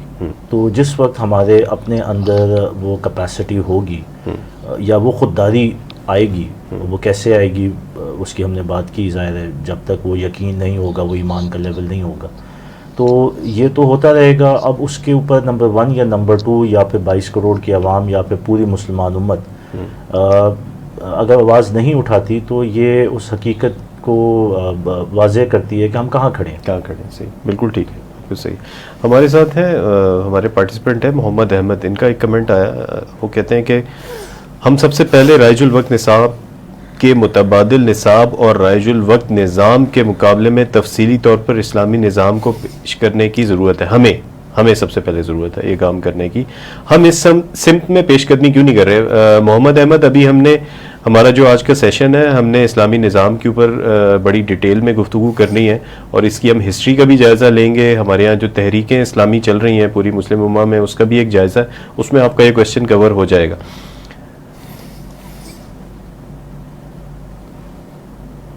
اچھا، عمران ریاض بھائی آپ کے لیے سوال آیا ہے. عبد الرحمان، کیا پاکستان کے کسی ادارے سرکاری میں نوکری کرنا طاغوت کی چاکری کرنا؟ یہ تھوڑا سا دیکھیں، اگر تو آپ نے مجھ سے فتویٰ مانگنا ہے تو فتوے کا تو کوئی امکان یہاں نہیں ہے. البتہ بنیادی بات سمجھ لینی چاہیے کہ جو نظام ہے ہمارا پاکستان کا، یہ بنیادی طور پہ اللہ تعالیٰ سے بغاوت پر مبنی نظام ہے واضح طور پہ. اور یہاں پر اس نظام کے اندر جو جاتا ہے وہ اسی نظام کو کا سرونٹ بن جاتا ہے، اسی نظام کو سپورٹ کرتا ہے. اور جب آپ کا نقطہ نظر یہ ہو کہ آپ اس کے ایک متبادل نظام کھڑا کرنا چاہتے ہیں، اور جب آپ کا نقطہ نظر یہ ہو کہ جس نظام کے علمبردار آپ ہیں وہ اس نظام سے ایگزسٹنگ سسٹم سے براہ راست متصادم ہے، تو پھر جو تقوی کا لیول یہ ہے اور عزیمت کا لیول یہ ہے کہ آپ کو اس نظام کا حصہ اس اعتبار سے نہیں بننا چاہیے. آدمی 2 لاکھ کی نوکری اس اعتبار سے چھوڑ دے اور کم سے کم پر اکتفا کرے. اگرچہ کہ یہ بات کہنے میں بڑی آسان ہے، کرنے میں عملاً بہت مشکل ہے، لیکن یہ کہ جو جن کے رتبے ہیں سوا ان کی سوا مشکل ہے. اگر آپ کو اونچا رتبہ چاہیے تو بہرحال پھر اس کے لیے کچھ قربانی تو دینی پڑے گی. جی آگے عارف مقصود صاحب، آپ کویشچن آپ کا جو ہے آپ پورا یا تو اردو میں لکھیں یا انگلش میں لکھیں. ابھی ہمارے پاس پراپر یہاں پہ ڈسپلے نہیں ہو رہا، وہ آپ کا فونٹ مکس ہو گیا. جی ماجد بلال ہمارے ساتھ ہیں، ان کے کویشچن کی طرف ہم آ رہے ہیں. حسن عبداللہ سے سوال ہے جی ماجد بلال کا. یہ کہتے ہیں کہ جی ہائیبرڈ اپروچ کی بات ہوئی ہے، اس ہائیبرڈ اپروچ کو پاکستان میں اپنانے کے کیا امکانات موجود ہیں؟ دیکھا یہ گیا ہے کہ پارلیمنٹ میں جو دینی جماعتیں پہنچتی ہیں وہ خود ہی باطل نظام کی پروٹیکشن کا کام کرنے لگتی ہیں. اگر کوئی نئی جماعت پارلیمنٹ تک رسائی کی کوشش کرے تو اس خطرے کو کیسے اوائڈ کیا جا سکتا ہے کہ وہ بھی باطل کے لیے اپنا کندھا پیش نہ کرے؟ جی حسن بھائی. بہت اچھا سوال ہے. میں کسی بھی جماعت کا نام لیے بغیر ایک جو میرا مشاہدہ رہا ہے، میں افغانستان میں بھی رہا ہوں اور یعنی جو خاص کر شمالی وزیرستان وغیرہ سے بھی رپورٹنگ کافی کی ہے، تو ایک مشاہدہ میں آپ کے سامنے رکھ دیتا ہوں. یہ میں نے دیکھا ہے کہ بعض لوگ جو پہلے یعنی جمہوری مثال کے طور پر راستے کے قائل تھے، وہ بدظن ہوئے، خاص کر 9/11 کے بعد جو صورتحال پیدا ہوئی، بالخصوص 2006 کے بعد. تو بہت سے لوگ، ایک تو یہ کہ وہ جو یہ جماعتیں ہیں جو پارلیمنٹری ڈیموکریسی کا راستہ اپنانا چاہتی ہیں، ان سے الگ ہو کے وہ لوگ چلے گئے، یعنی افغانستان یا فاٹا وغیرہ، اس وقت جو فاٹا تھا.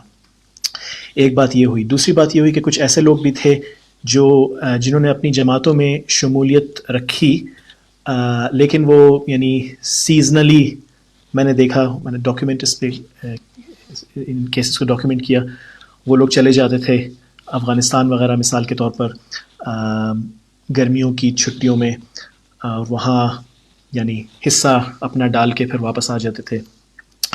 تو کچھ لوگوں نے اس طرح کیا، انہوں نے لیوریج حاصل کیا جو ان کا یعنی عہدہ تھا کسی جماعت میں. اچھا، دلچسپ بات یہ ہے کہ صرف یہ مذہبی جماعتوں کے ساتھ نہیں ہوا، کچھ لوگوں نے سیکولر جماعتوں کا کور بھی لیا، اور یعنی وہ بظاہر مثال کے طور پہ ANP میں تھے یا پیپلز پارٹی میں یا MQM میں، لیکن انہوں نے اس کور کو استعمال کیا ظاہر خاص کر مشرف دور میں جب یہ جماعتیں کافی مضبوط ہو گئی تھیں، MQM اور ANP. تو یہ کچھ لوگ تھے جو ان جماعتوں میں شامل تھے، لیکن یہ لوگ جا کے یعنی افغانستان وغیرہ یا پھر دوسری جگہ جا کے یہ لوگ حصہ لیتے تھے. تو بعض لوگ، ان لوگوں نے یہ اپروچ استعمال کی کہ ظاہر ان کو ایک لیوریج ملا ان جماعتوں میں موجود ہو کر. ایسا بھی ہوا، ہم نے ایسے کیسز بھی، میں نام نہیں لینا چاہتا کسی کا، ایسے لوگ بھی ہیں جیسے والد صاحب ایک مذہبی جماعت میں ہیں اور بیٹا مثال کے طور پر پتہ چلا کہ کہیں پہنچ گیا اور ڈرون حملے میں بعد میں ان کی وفات ہوئی. ایک یہ جس وقت MMA کی حکومت تھی تو اس وقت کچھ لوگ یہ آرگیو کر سکتے ہیں کہ انہوں نے جو بیوروکریٹک سٹرکچرز تھے ان کو استعمال کیا بعض لوگوں کو چھڑوانے میں یا بعض لوگوں کو ایک جگہ سے دوسری جگہ منتقل کروانے میں. تو یہ بہرحال ایسے کیسز ہیں. یعنی امپیریکل بنیاد پر میرے خیال سے ہم یہ کہہ سکتے ہیں کہ ہائبرڈ اپروچ کے کچھ یعنی اس نقطہ نظر سے فوائد تو ہیں. بہرحال ظاہر یہ بات ڈیبیٹیبل ہے کہ یہ یعنی اسلامی نقطہ نظر سے، ظاہر میں کوئی مفتی نہیں ہوں، کہ اسلامی نقطہ نظر سے کیا یہ مناسب ہے کہ اگر آپ ایک نظام کو مانتے ہیں کہ طاغوتی نظام ہے اور یعنی حاکمیت ایک نظام جس میں حاکمیت بنیادی طور پر یعنی فلسافیکل نقطہ نظر سے اللہ سے منتقل کر کے انسانوں میں منتقل کر دی گئی، چاہے آپ ہر غیر شرعی قانون سازی کی مخالفت کریں لیکن کیا اس نظام میں اس پارلیمنٹ میں بیٹھنا درست بھی ہے یا نہیں، ظاہر اس طرح کے اسلامی سوالات اٹھ سکتے ہیں. لیکن یعنی امپیریکل بنیادوں پر یہ بات ہم کہہ سکتے ہیں کہ بہرحال کچھ لیوریج تو حاصل ہوتا ہے ان لوگوں کو بھی جو پارلیمنٹ میں بیٹھے ہوئے ہیں اور ان لوگوں کو بھی جو یعنی قوت کا استعمال کر رہے ہیں. ظہور خان کا ایک کمنٹ آیا، اس کے بعد ہم اپنی جو ڈسکشن ہے جو اسلامی نظام اور آئی فکر کے حوالے سے پاکستان کی جو تاریخ ہے اس کو ہم تھوڑا سا دیکھیں گے. یہ ایک دو کویشچنز لے لیتے ہیں. کہتے ہیں کہ مسلمان اپنا آخری دور زوال، تو یہ زوال تب تک رہے گا جب تک اللہ چاہے گا. یعنی وہ کہہ رہے ہیں مسلمانوں کا آخری دور زوال چل رہا ہے اور جب تک اللہ چاہے گا چلے گا. اس زوال میں حق کا ساتھ دینا موت گلے سے لگانے کے مترادف ہے، تو عام آدمی کیا کرے؟ کوئی حل ہے آپ کے پاس؟ جی ظہور خان، ابھی ہم حل کے اوپر ہی بات کرنے جا رہے ہیں اور آگے جب جماعتوں کی وہ اس حوالے سے بات آئے گی تو اس میں انشاءاللہ یہ آ جائے گی. اور ایک سوال ہے ہمارے انور بھائی ہیں، وہ کہہ رہے ہیں کہ امریکہ کے افغانستان سے انخلا کے بعد کی کیا صورتحال متوقع ہے؟ تو میرے خیال ہے کیوان بھائی اس کویشچن کو تھوڑا سا آپ لے لیں اور حسن بھائی سے کمنٹس لے کے پھر ہم جو احیائی فکر ہے اس کی ڈسکشن کے اوپر آتے ہیں. جی ٹھیک ہو گیا. جی ظاہر ہے یہ معاملہ جیو پالیٹکس کا ہے اور امریکہ کا جو پچھلے 20 سال کا پورا ایک پیٹرن ہے جس میں جس طرح انہوں نے ایک ملک کو ایک انڈیپینڈنٹ ملک کو جس کی گورنمنٹ کو ریکگنائز کر لیا گیا تھا اس کی لبرٹیز کو پامال کیا اور اس کے اوپر انویڈ کیا. تو باقی وہ ہسٹری ہے، وہ ساری ہمارے سامنے ہے. میدان جنگ میں جس کی فتح ہوتی ہے اصل میں ہسٹری میں اسی کا ہی نام لکھا جاتا ہے. تو حقیقت یہ ہے کہ امریکہ کو نیٹو کو وہاں پہ شکست ہوئی اور انہوں نے شکست ایکسیپٹ کیا اور وہ ودرا کر رہے ہیں. بس صرف میں جس چیز پہ ٹچ کرنا چاہوں گا جو میری اپنی ایک آبزرویشن ہے کہ جب ہم امریکہ کی یا یورپ کی یا نیٹو کی یا اس پوری ریس کی بات کرتے ہیں جس کو ہم اینگلو سیکسن بھی کہتے ہیں، تو ان کی ایک ہسٹری رہی ہے جس میں ان کا ایک ظالمانہ کردار اور سفاکیت جو ہے وہ historically it has always been there. چاہے آپ امریکہ جو اوریجنل اس کے جو باسی تھے جو جن کو ریڈ انڈینز کہتے ہیں ان کی ایتھنک کلینزنگ ہو، یا پھر آسٹریلیا میں جب یہی نسل گئی تو ایبرجینیز جن کی ایتھنک کلینزنگ وہاں پہ کی، وہاں سے لے کر ویتنام اور کیمبوڈیا میں جو انہوں نے انسانوں کے ساتھ کیا، تو دے آر نون کہ ایک تو صفاق ہیں، دوسرا یہ ہے کہ جب ان کو شکست ہو تو پھر ان کی پوری کوشش ہوتی ہے کہ اس جگہ پہ اس ریجن میں Vietnam is a good example کہ وہاں پہ جتنا زیادہ میس کریٹ کر سکتے ہیں وہ کریں. تو تھوڑا سا اس بیس پہ میرا یہ خیال ہے کہ اگر ہم کہیں کہ it is just a withdrawal اور اس کے بعد امن قائم ہو جائے گا تو شاید that is not the case. اس میں ظاہر ہے اگر ہم تھیولوجی کے اوپر بیس کریں تو بہت ساری احادیث بھی ہیں، خراسان کا بھی ذکر ہے. کچھ تو پوٹینشیل تھا اس ریجن میں کہ امریکہ نے 9/11 کو ایز اے ایکسکیوز یوز کر کے تو یہاں پہ انویڈ کیا، حالانکہ ایک ملک کی سوورنٹی کو اس طرح انویڈ کرنا کوئی لاجک نہیں بنتا ایک بندے کے پیچھے خاص طور پہ یا کسی آرگنائزیشن کے پیچھے. تو ظاہر ہے بہت کچھ ہے بیک گراؤنڈ میں ہے. اس بیک گراؤنڈ کو ذہن میں رکھتے ہوئے اب اگر یہ وڈرال کر رہے ہیں یا شکست کر رہے ہیں تو کیا ان کے لیے وہ جو تھریٹ ہے جس کی بیس پہ وہ پہلے آئے تھے وہ ختم ہو گئی؟ I don't think so. یا جو ان کے ٹارگیٹس ہیں وہ اچیو ہو گئے، یا جو ان کے ٹارگیٹس ہیں تو ٹائم ول ٹیل. باقی حسن بھائی سے پوچھتے ہیں کہ how does he see the geopolitics اس ریجن کی اور پھر خاص طور پہ یہ جو افغانستان اور یو ایس کا پاک. دیکھیں سب سے پہلے تو یہ کہ جب اکتوبر 2001 میں افغانستان پر امریکہ نے چڑھائی کی تھی، آپ کو یاد ہوگا جنوری 2002 میں اس وقت امریکی صدر جارج بش نے جو بیان دیا تھا، یعنی کہتے ہیں مکے لہرا کر بیان دیا تھا کہ ہمیں فتح ہو گئی ہے اور ہم نے طالبان القاعدہ وغیرہ کو ختم کر دیا ہے، اور اس طرح کا بیان اس وقت آیا تھا 2002 میں، جنوری 2002 میں. اس کے بعد سے فاسٹ فارورڈ کریں، امریکہ طالبان کو ٹیررسٹ اینٹی کہتا آیا ہے، اور یعنی اسٹیک ہولڈر اس نے تسلیم نہیں کیا تھا. جو دوحہ ٹاکس ہوئیں اس کے بعد سے معاملات بدل گئے. امریکہ نے طالبان کو اسٹیک ہولڈر تسلیم کیا، میجر اسٹیک ہولڈر تسلیم کیا، اور بنیادی طور پر یعنی جو پولیٹیکل معاملات جس طرح سے ہوئے تو اس سے اس بات میں کوئی شک نہیں رہ جاتا کہ نہ صرف طالبان نے اس بات کو پہچان لیا بلکہ جو مخالفین تھے انہوں نے بھی پہچان لیا کہ طالبان کی فتح ہے. تو یعنی فتح، آج کے دور میں فتح کا یہ تقاضا نہیں ہوتا کہ آپ نے جا کے جو دوسری فوج ہے اس کو مکمل طور پہ ایلیمینیٹ کر دیا تو فتح ہوگی. یعنی پولیٹیکل کچھ سگنیفیکنس ہوتی ہے، بعض انڈیکیٹرز ہوتے ہیں. تو اس بات میں شک نہیں ہے کہ طالبان اس بات سے بخوبی واقف ہیں کہ ان کو ایک بہت بڑی فتح تو حاصل ہو چکی ہے. آگے کیا ہوگا؟ دیکھیں، جو مطالبہ کیا جا رہا ہے طالبان سے کہ موجودہ افغانستان کی کانسٹیٹیوشن کو وہ تسلیم کریں، اور جو خاص کر ہیومن رائٹس فریم ورک ہے اس کو تسلیم کریں، اور اس کو تسلیم کرتے ہوئے آگے بڑھیں، پاور شیئرنگ ارینجمنٹ وغیرہ کی طرف بڑھیں. تو فی الحال جو بیانات آ رہے ہیں، آپ طالبان ترجمان کے جو بیانات دیکھیں تو اس سے فی الحال ایسا لگتا ہے کہ طالبان کم از کم جو موجودہ کابل ایڈمنسٹریشن ہے اس کے ساتھ وہ پاور شیئرنگ ارینجمنٹ میں نہیں جائیں گے. اس لیے کیونکہ وہ کہتے ہیں کہ یہ پپٹ ایڈمنسٹریشن ہے، امریکہ کی طرف سے کھڑی کی گئی ایڈمنسٹریشن، اور جو نظام تھا تو ظاہر ہے اس کا یہ تسلسل ہے. تو میں نہیں سمجھتا کہ کسی قسم کی پاور شیئرنگ ارینجمنٹ ہوگی. ملٹری کیپیبلٹی اس وقت آپ طالبان کی دیکھیں اور جو اس وقت ان کا کنٹرول ہے، بالخصوص جو رورل ایریاز ہیں افغانستان کے، وہاں پر ان کی کافی پہنچ اور یعنی ان کا اثر رسوخ ہے اس وقت بھی کافی. تو اس کو سامنے رکھتے ہوئے میرے خیال سے اگر طالبان محسوس کرتے ہیں کہ جو وڈرول کا معاملہ ہے امریکہ اس پر پورا نہیں اترتا تو پھر وہ شاید ایک یعنی بھرپور انداز سے اسپرنگ آفینسو لانچ کریں گے. ہو سکتا ہے وہ یعنی اسپرنگ کی جگہ آٹم یا پھر ونٹر میں کسی حد تک ہو، لیکن اسپرنگ میں عموماً کیونکہ ظاہر موسم بھی سازگار ہوتا ہے تو اس لیے بھرپور طریقے سے وہ کارروائیاں کرتے ہیں. اچھا، ایک اور فیکٹر جو طالبان سامنے رکھیں گے وہ یہ کہ پاکستان کا کیا کردار رہا ہے. میرے خیال سے کہنا مناسب ہوگا کہ 2001 سے پہلے تک پاکستان اور طالبان کے جس طرح کے تعلقات تھے اب شاید اس طرح کے تعلقات نہ ہوں. ایک تو ٹرسٹ ڈیفیسٹ ہے، یعنی پاکستان ان ممالک میں سے تھا جس نے طالبان کی حکومت کو تسلیم کیا ہوا تھا. طالبان کے سفیر پاکستان میں موجود تھے، ملا عبدالسلام ضعیف. تو پاکستان نے طالبان کے سفیر کو جس طرح سے پکڑ کے امریکہ کے حوالے کیا اور آگے جا کے جس طرح سے بہت سارے معاملات ہوئے، آپ یہ دیکھیں کہ بہت سے وہ لوگ جن کو امریکہ نے پکڑ کے ٹارچر بھی کیا تھا وہ آگے جا کے پولیٹیکل پروسیس کا حصہ بنے اور ان کے ساتھ جو ہیں وہ امریکی ہاتھ ملا رہے تھے اور بڑے جھک کے بات کر رہے تھے. تو پاکستان کی پوزیشن بھی اس میں کمزور ہوئی ہے.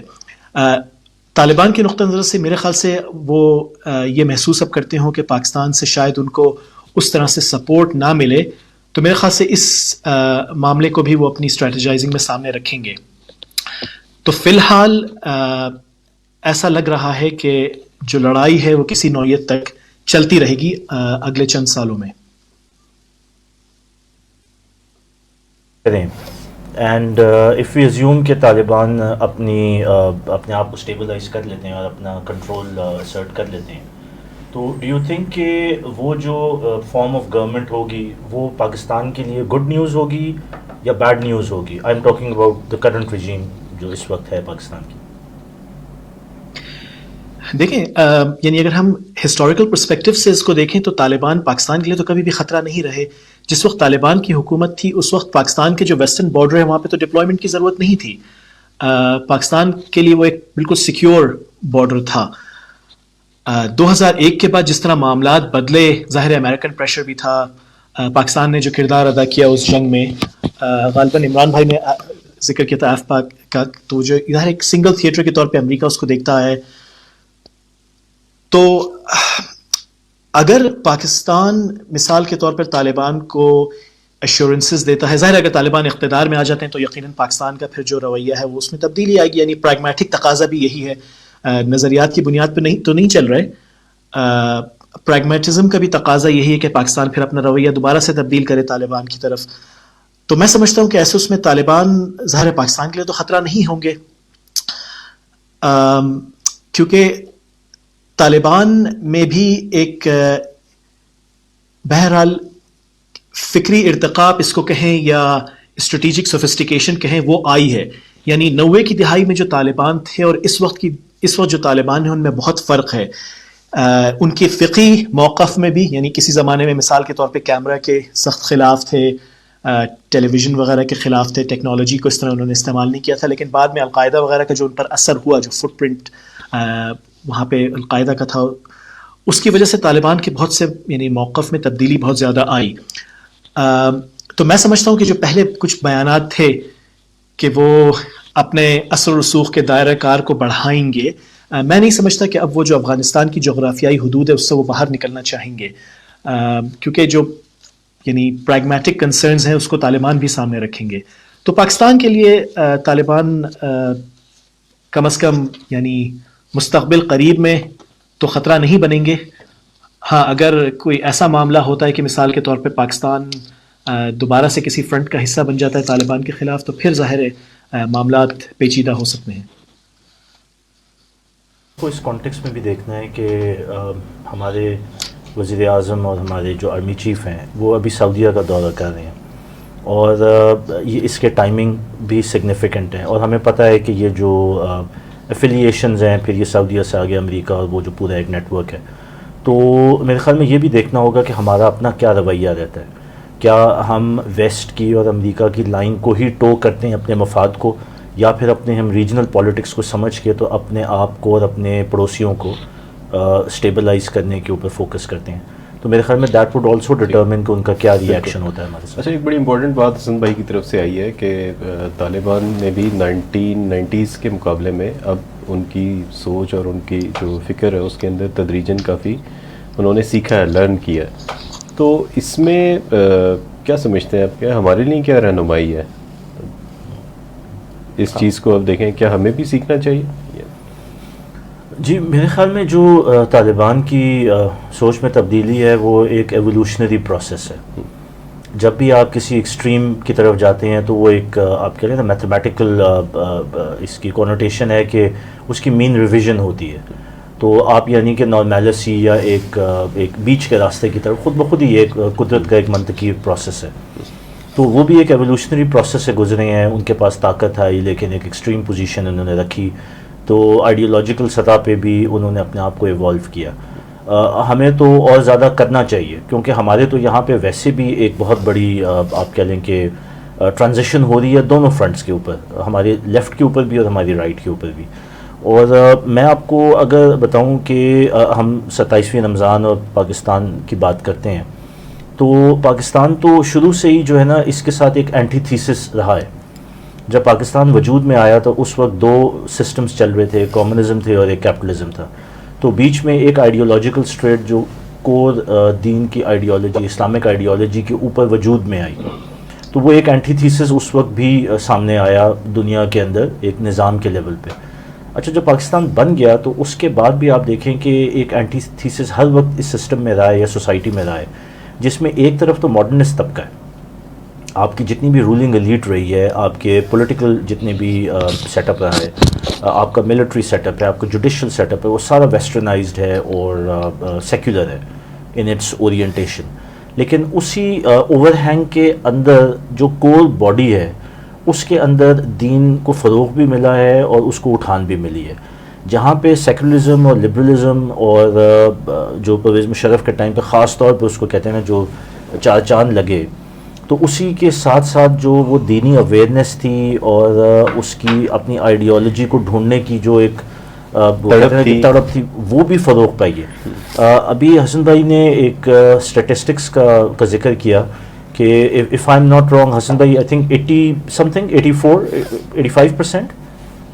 84% کا نا 84% پاکستان کا ذکر. جی, تو 84% آپ جب سروے کرتے ہیں, I mean this is shocking for those وہ کہتے ہیں نا کہ جو ڈوریں ہلا رہے ہیں، کہ جب آپ نے اتنے زیادہ میڈیا میں انویسٹمنٹ کی، کلچرل ٹرانسفارمیشن میں انویسٹمنٹ کی، اور ویمن لب کے اوپر کام کیا، ڈراموں کے اوپر، فلموں کے اوپر، اینڈ سو آن، پارلیمنٹ کے اندر آپ نے ویمن حقوق نسواں بل آ گیا، حقوق نسواں بل آ گیا، تو یہ مطلب بہت کچھ کرنے کے باوجود بھی اگر 84% of your population, and this is not a small population, 22-23 crore 24 crore کی پوری پاپولیشن، اگر وہ کہتی ہے کہ جی ہمیں اسلامک فارم آف گورننس چاہیے، تو ظاہر ہے دس سیز اے لاٹ. تو ہم میرے خیال میں ایک اینٹی تھیسس کے اندر ہے پاکستان، جب سے وجود میں آیا اور ابھی تک. اب اس کے پیچھے اللہ کے کون سے راز چھپے ہوئے ہیں، ان کو میرے خیال میں لنک اسی کانٹیکس میں کر سکتے ہیں جس طرح 27ویں رمضان کو اللہ تعالیٰ نے پاکستان بنایا.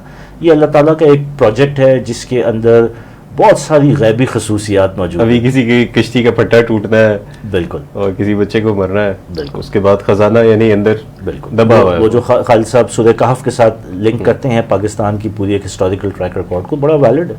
اور جس طرح ڈاکٹر صاحب کہتے تھے کہ جب پاکستان کسی خاتمے کے دہانے کے اوپر آتا ہے تو اللہ تعالیٰ پورا وہ ٹیبل یا پورا پلیٹ فارم ہی شفٹ کر دیتا ہے، دنیا کے حالات چینج ہو جاتے ہیں کہ پاکستان کو اسپیس مل جاتی ہے سروائیو کرنے کی. تو اسی امید کے ساتھ کہ ایک اللہ کے ایک بڑے آبجیکٹیوز میں سے انشاءاللہ. چلے ماشاءاللہ. جی عمران صاحب، یہ ایولیوشن کے حوالے سے خاص طور پہ ایک چیز جو میں لازماً یہاں پہ مینشن کرنا چاہوں گا وہ یہ ہے کہ جو ڈاکٹر اسرار احمد صاحب رحمہ اللہ نے ایک کتاب لکھی تھی، ان کے لیکچرز ہیں، اس کو مرتب کیا گیا کہ عصر حاضر میں خلافت کا نظام اور اس کی حقیقت، خلافت کی حقیقت اور عصر حاضر میں اس کا نظام. اور جب طالبان کی حکومت بنی تو ڈاکٹر صاحب نے اس کتاب کا باقاعدہ جو ہے وہ پشتو یا فارسی میں باقاعدہ ترجمہ کروایا اور وہاں پر ملاقات کرنے کے لیے گئے اور ان کو وہ کتاب تحفتاً دی کہ جو نظام ہے اس وقت دنیا میں، اس کے اعتبار سے اگر آپ کو اپنا نظام لے کر آنا ہے، جو بھی دنیا کی نیڈ ہے اس وقت، یہ زیادہ مناسب لفظ ہوگا، جو بھی دنیا کی نیڈ ہے اس وقت، دنیا آج سوشل ایوولوشن کے نتیجے میں جس جگہ پر ٹھوکریں کھا کر پہنچی ہے، تو جو دنیا کی نیڈ ہے اس کو فل وہ کر سکتی ہے جس کو ڈاکٹر صاحب نے بھی بیان کیا ہے، جو بھی ہے، یا جسے آپ سوشل تھاٹ کہہ سکتے ہیں، جو مودودی صاحب نے جس کو پیش کیا، جس کی بنیادیں علامہ اقبال نے ڈالی ہیں، جس کی اول کوشش آپ کو شاہ ولی اللہ محدث دہلوی رحمہ اللہ کے ہاں ملے گی. یعنی یہ ایک پوری لائن ہے، پوری چین ہے، اور اس کو کنکریٹ فارم میں ڈاکٹر اسرار احمد صاحب رحمہ اللہ نے پھر پیش کیا، وہ طالبان کو انہوں نے دی. لیکن ہوا یہ بدقسمتی کے ساتھ کہ ان کی حکومت ہی چلنے نہیں دی گئی وہاں پر. اگر ان کو سنبھلنے کا موقع ملتا تو وہ ہمیں اچھا گمان رکھنا چاہیے، وہ یقیناً اس طرف پیش قدمی کرتے. آج کے اعتبار سے بات یہ ہے کہ جو یعنی دنیا اس شے کو ایکسیپٹ کرتی ہے جو ان کی نیڈ کو فلفل کر سکے اور سولوشن اورینٹڈ ہو. اگر طالبان کو اس دنیا، اس ماڈرن ورلڈ میں اپنی کوئی جگہ بنانی ہے تو انہیں اس تھاٹ کی طرف آنا پڑے گا جو اس احیائی فکر جس پہ ہم نے بات بھی کرنی ہے اور جو اس خطے میں پروان چڑھی ہے. یعنی یہ لیول جو ہے یہاں کا، یہاں کے لوگوں کا اور اس فکر کا، یہ پوری دنیا میں مسلم ورلڈ میں آپ کو کہیں پر بھی نہیں ملے گا. اخوان میں بھی جو کنٹریبیوٹ ہوا ہے نا، وہ سید قطب کس سے انسپائر ہیں؟ وہ سید مودودی رحمہ اللہ سے انسپائر ہیں. وہ ساری تھاٹ مودودی صاحب کی ہے جو عربی میں ٹرانسفر ہوئی ہے اور وہاں پہ جا کے اس نے وہاں پہ پھر تہلکہ مچایا ہے، اور وہی لیگیسی ہے جس کو فالو کیا ڈاکٹر اسرار نے آگے. تو یہ تھاٹ یہاں پر ہے، ان لوگوں کے پاس ہے، اور وہ قرآنک تھاٹ ہے، اور اس کے پیچھے 400 سال کی بڑی شاندار تاریخ ہے. تو یہ طالبان بھی اگر آگے بڑھنا ہے اور دنیا میں ایک ماڈرن اسٹیٹ کے طور پر اگر اپنے آپ کو لے کر چلنا ہے تو وہ اس فکر کو تھامے بغیر جو ہے مشکل ہو جائے گا. کوئکلی جو ہے نا احیائی تحریکوں کا جو پس منظر ہے اس ریجن کے حوالے سے جو آپ نے ذکر کیا، ہم اس کے اوپر آتے ہیں کوئکلی، ساتھ ساتھ پھر ہم اپنے کوشچنز بھی لیتے رہیں گے. اس کی سر جو بنیاد پڑی ہے نا، وہ یہاں پر جب انگریز آیا ہے، اور انگریز یہیں پر ہی صرف نہیں آئے، وہ اطالوی بھی آئے، وہ ولندیزی بھی آئے، وہ ہسپانوی بھی آئے، وہ پوری دنیا سے مسلمانوں کو ختم کرنے کا وہ پلان بنا. اور یہاں پر جو برٹشرز یہاں پر آئے، اور برٹشرز جب یہاں پر آئے تو وہ صرف عسکری طور پر ہی نہیں آئے، وہ اپنی تہذیب ساتھ لے کر آئے، وہ اپنا مذہب ساتھ لے کر آئے. تو وہ ہر اعتبار سے مسلح ہو کر یہاں پر حملہ آور ہوئے ہیں. اس کو کاؤنٹر کرنے کی مسلمانوں نے کوشش کی 1857 کی، وہ آخری کوشش تھی، اور اس میں ناکامی ہوئی. پتہ چل گیا کہ ہم مقابلہ کرنے کی پوزیشن میں نہیں ہیں، اور اس لیے پھر ہمارے ہاں وہ جو ڈویژن بھی پیدا ہوئی. اور یہ جملہ بڑا اہم ہے، ڈاکٹر اسرار صاحب یہ کہا کرتے تھے کہ دور غلامی میں جو ڈویژن جب ہو جایا کرتی ہے، تقسیم وہ نقصان کا موجب بنتی ہے. یعنی یہ جملہ ایسا ہے جسے سنہری حروف سے لکھا جانا چاہیے. ہمارے عام طور پہ کوئی توجہ ان چیزوں کی طرف نہیں دی جاتی. تو ہمارے یہاں ڈویژن بنی, ایک دیوبند کی وہ تحریک تھی, آج وہ ایک مسلک ہے, آج وہ ایک مکتبہ فکر ہے, لیکن اس وقت وہ ایک تحریک تھی, اصلاً ایک تحریک تھی. اور پھر علی گڑھ کی تحریک. بہرحال دونوں کے اپنے نقطہ نظر ہیں. اس کے بعد ایک کچھ درمیان میں لوگ آئے, یہ دو انتہائی تھیں, درمیان میں کچھ لوگ آئے جن کے اندر وہ رد عمل کے طور پر یہ شے سامنے آئی کہ آج جو انگریز ساری دنیا میں مسلمانوں کو کولونلائز کر کے اپنا نظام جو ہے وہ پورے استحکام کے ساتھ مستحکم انداز میں قائم رکھنا چاہتا ہے, تو ہمارا بھی کوئی نظام ہے. اس کی طرف جب توجہ ہوئی تو پھر ہم نے دیکھا کہ جو احکامات قرآن مجید میں موجود ہیں, قرآن مجید میں ایسا تو نہیں ہے کہ کوئی حکم جو لکھا ہوا ہے وہ اس کو کی لیبلنگ ایسی ہو کہ یہ سیاسی نظام سے متعلق ہے یا سماجی نظام سے متعلق ہے, کبھی ایسی ضرورت پیش ہی نہیں آئی. لیکن اب جب یہ دنیا ماڈرن اپروچ کے ساتھ سامنے آئی ہے تو پھر ہمیں بھی اندازہ ہوا کہ یار فلاں احکامات جو ہیں وہ تو سیاسی نظام سے متعلق ہیں, تو پھر ہم نے بھی نظام کی بات کی. اور اس کے بعد پھر یہ مین کنٹریبیوشن اس میں علامہ اقبال کا بنیاد پیچھے شاہ ولی اللہ رحمہ اللہ نے ڈالی ہے, اور ان کا جو بیسک کنٹریبیوشن ہے وہ ہے رجوع القرآن, قرآن مجید کی طرف رجوع کرنا. اور فارسی زبان جو اس وقت کی ایلیٹ کی زبان تھی, اس میں انہوں نے قرآن مجید میں فرسٹ ٹائم ترجمہ کیا. اس کے بعد ان کے دو صاحبزادے شاہ عبد القادر رحمہ اللہ اور شاہ رفیع الدین رحمہ اللہ, انہوں نے ایک نے عربی اردو کا با محاورہ اور ایک نے لفظی جو ہے ترجمہ کیا اور اس چیز کو آگے بڑھایا. اسی کے نتیجے میں پھر تحریک شہیدین کھڑی ہوئی ہے, اور جنہوں نے پھر انگریز کے خلاف وہ جد و جہد بھی کی, لیکن وہ ظاہر ہے اس میں کامیابی نہیں ہو سکی. اچھا, اس کے بعد پھر آ کر جب یہ آہیائی تحریکیں باقاعدہ, یہ علامہ اقبال کی مین کنٹریبیوشن اس میں وہ شاعری کے ذریعے ہو یا ان کے جو لیکچرز ہیں 7 لیکچرز جو ریکنسٹرکشن کے عنوان سے, پھر ابو الکلام کی کنٹریبیوشن بہت زیادہ ہے. سید مودودی رحمہ اللہ نے پھر باقاعدہ جماعت بنائی, جماعت اسلامی کے نام سے, اسی لیگیسی کو پھر آگے فالو کیا ڈاکٹر اسرار رحمہ اللہ نے. درمیان میں رفیع الدین کا نام ہے, رفیع الدین بہت بڑی شخصیت تھے, اور علمی اعتبار سے پہلے بھی یہ بات آئی تھی نصاب کے حوالے سے. نصاب پر رفیع الدین رحمہ اللہ نے بہت کام کیا ہے, لیکن مسئلہ یہ ہے کہ ہمارے ہاں وہ ساری چیزیں جو ہیں وہ کونے کھدڑوں میں پڑی ہوئی ہیں, کوئی ان کو گھاس ڈالنے والا نہیں ہے. تو رفیع الدین کے اس کام کو بھی سامنے لانا چاہیے, جو تعلیمی نظام کے اوپر ان کے پرچے بہت اہم ہیں, بہت اچھا کام انہوں نے کیا. ٹھیک ہے, چلے ہم یہ امپلیمنٹیشن کے اوپر ہم آتے ہیں. آیائی تحریکوں کا جو پس منظر ہے وہ تھوڑا سا بیان کر رہے تھے اس ریجن کے حوالے سے, اور ان کی جو کنٹریبیوشن ہے اس کو بھی آپ نے کچھ ٹچ کیا ہے. تو حسن بھائی سے ہم لیتے ہیں ایک کویسچن کہ کس طرح سے دیکھتے ہیں اس ریجن کے اندر آیائی تحریکوں کا جو کنٹریبیوشن ہے اب تک کا جو ایک تسلسل ہے. دیکھیں, اب بر صغیر میں جہاں تک تاریخ کی بات ہے تو وہ عمران بھائی کی اس پہ گرفت ماشاءاللہ بہت اچھی ہے, تاریخی پہلو سے انہوں نے بات کی. میں نشاندہی کروں گا بعض مسائل کی جو میں دیکھتا ہوں اس وقت جو اسلامی تحریکیں ہیں ان کے ساتھ. ہوتا یہ ہے کہ جب جو غالب نظریہ ہوتا ہے بعض اوقات اس کا دباؤ اس قدر بڑھ جاتا ہے کہ جو تحریکیں ہیں وہ اس نہج پہ پہنچتی ہیں کہ وہ محسوس کرتی ہیں کہ ان کو اپنے آپ کو اس ڈومیننٹ آئیڈیالوجی کے گرد فٹ کرنا ہوگا. ہو سکتا ہے رد عمل کے طور پر یہ معاملہ شروع ہو, لیکن پھر وہ اس کو نارملائز کر بیٹھتی ہیں, اور پھر ایسا ایک وقت آتا ہے کہ یہ جو بہت سی تحریکیں ہیں یہ مکمل طور پر اس ڈومیننٹ آئیڈیالوجی کے دیے ہوئے طریقے کو اور منہج کو اپنا لیتی ہیں جس کے کسی زمانے میں بڑی ہوئی تھی. وہ احساس ختم ہو جاتا ہے کہ ہم جب بات کر رہے ہیں ایک سسٹمک چینج کی تو اس سسٹمک چینج میں یہ بھی شامل ہے, یعنی یہ جو جس منہج کو ہم اختیار کر رہے ہیں یہ اصل میں یا جو ہمارا ہدف ہو گیا ہے وہ اصل میں اسلام سے نہیں آ رہا بلکہ ایک کسی سیکولر نظریے سے آ رہا ہے.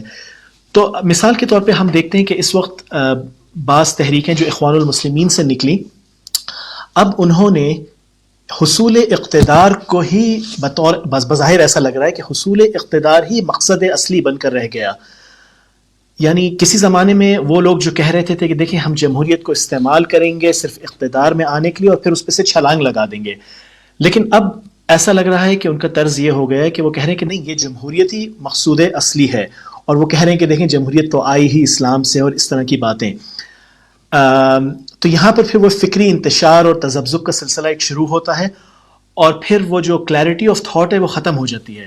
جب کلیئرٹی آف تھاٹ ختم ہو جاتی ہے تو پھر جو آپ حاصل کرنے کسی زمانے میں نکل پڑے تھے وہ آپ بھول جاتے ہیں، اور پھر بس آپ اسی مٹیریلسٹک فریم ورک میں، مٹیریلسٹک پولیٹیکل فریم ورک میں، چاہے اپنی رد عمل پسندانہ سیاست ہو یا بس سوشل موبلٹی ہو کہ ہم اقتدار میں آئیں اور ادھر بھی پروٹوکول تھوڑا سا مل جائے، بدقسمتی سے صرف وہ معاملات ہو کر رہ جاتے ہیں.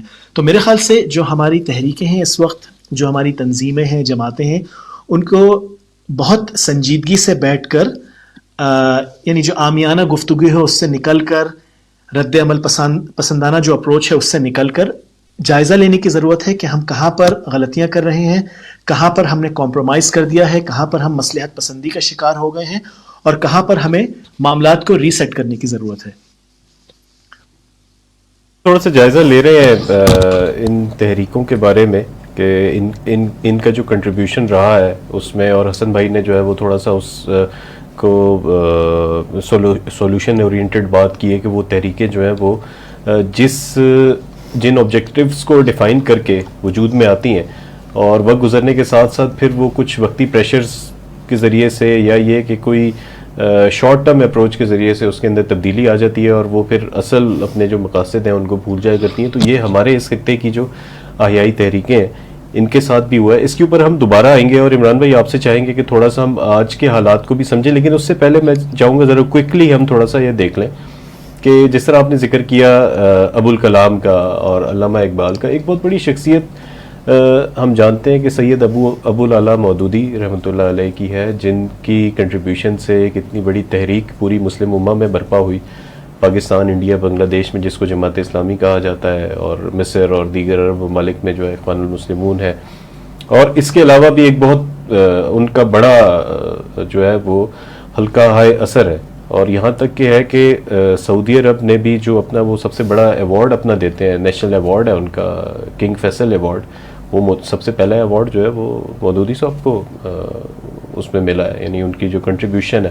اور جب جنازہ ہوا ہے مودودی صاحب کا تو وہاں سے پورے عالم اسلام سے جو ہے وہ ہمارے جتنے بھی بڑے لیڈرز ہیں، یعنی جو دینی لحاظ سے جن کو آپ اپنا رہنما سمجھتے ہیں، نماز جنازہ کے لیے بھی یوسف قرضاوی صاحب تشریف لائے ہیں، اور وہ سارا یہ معاملہ ہم جانتے ہیں.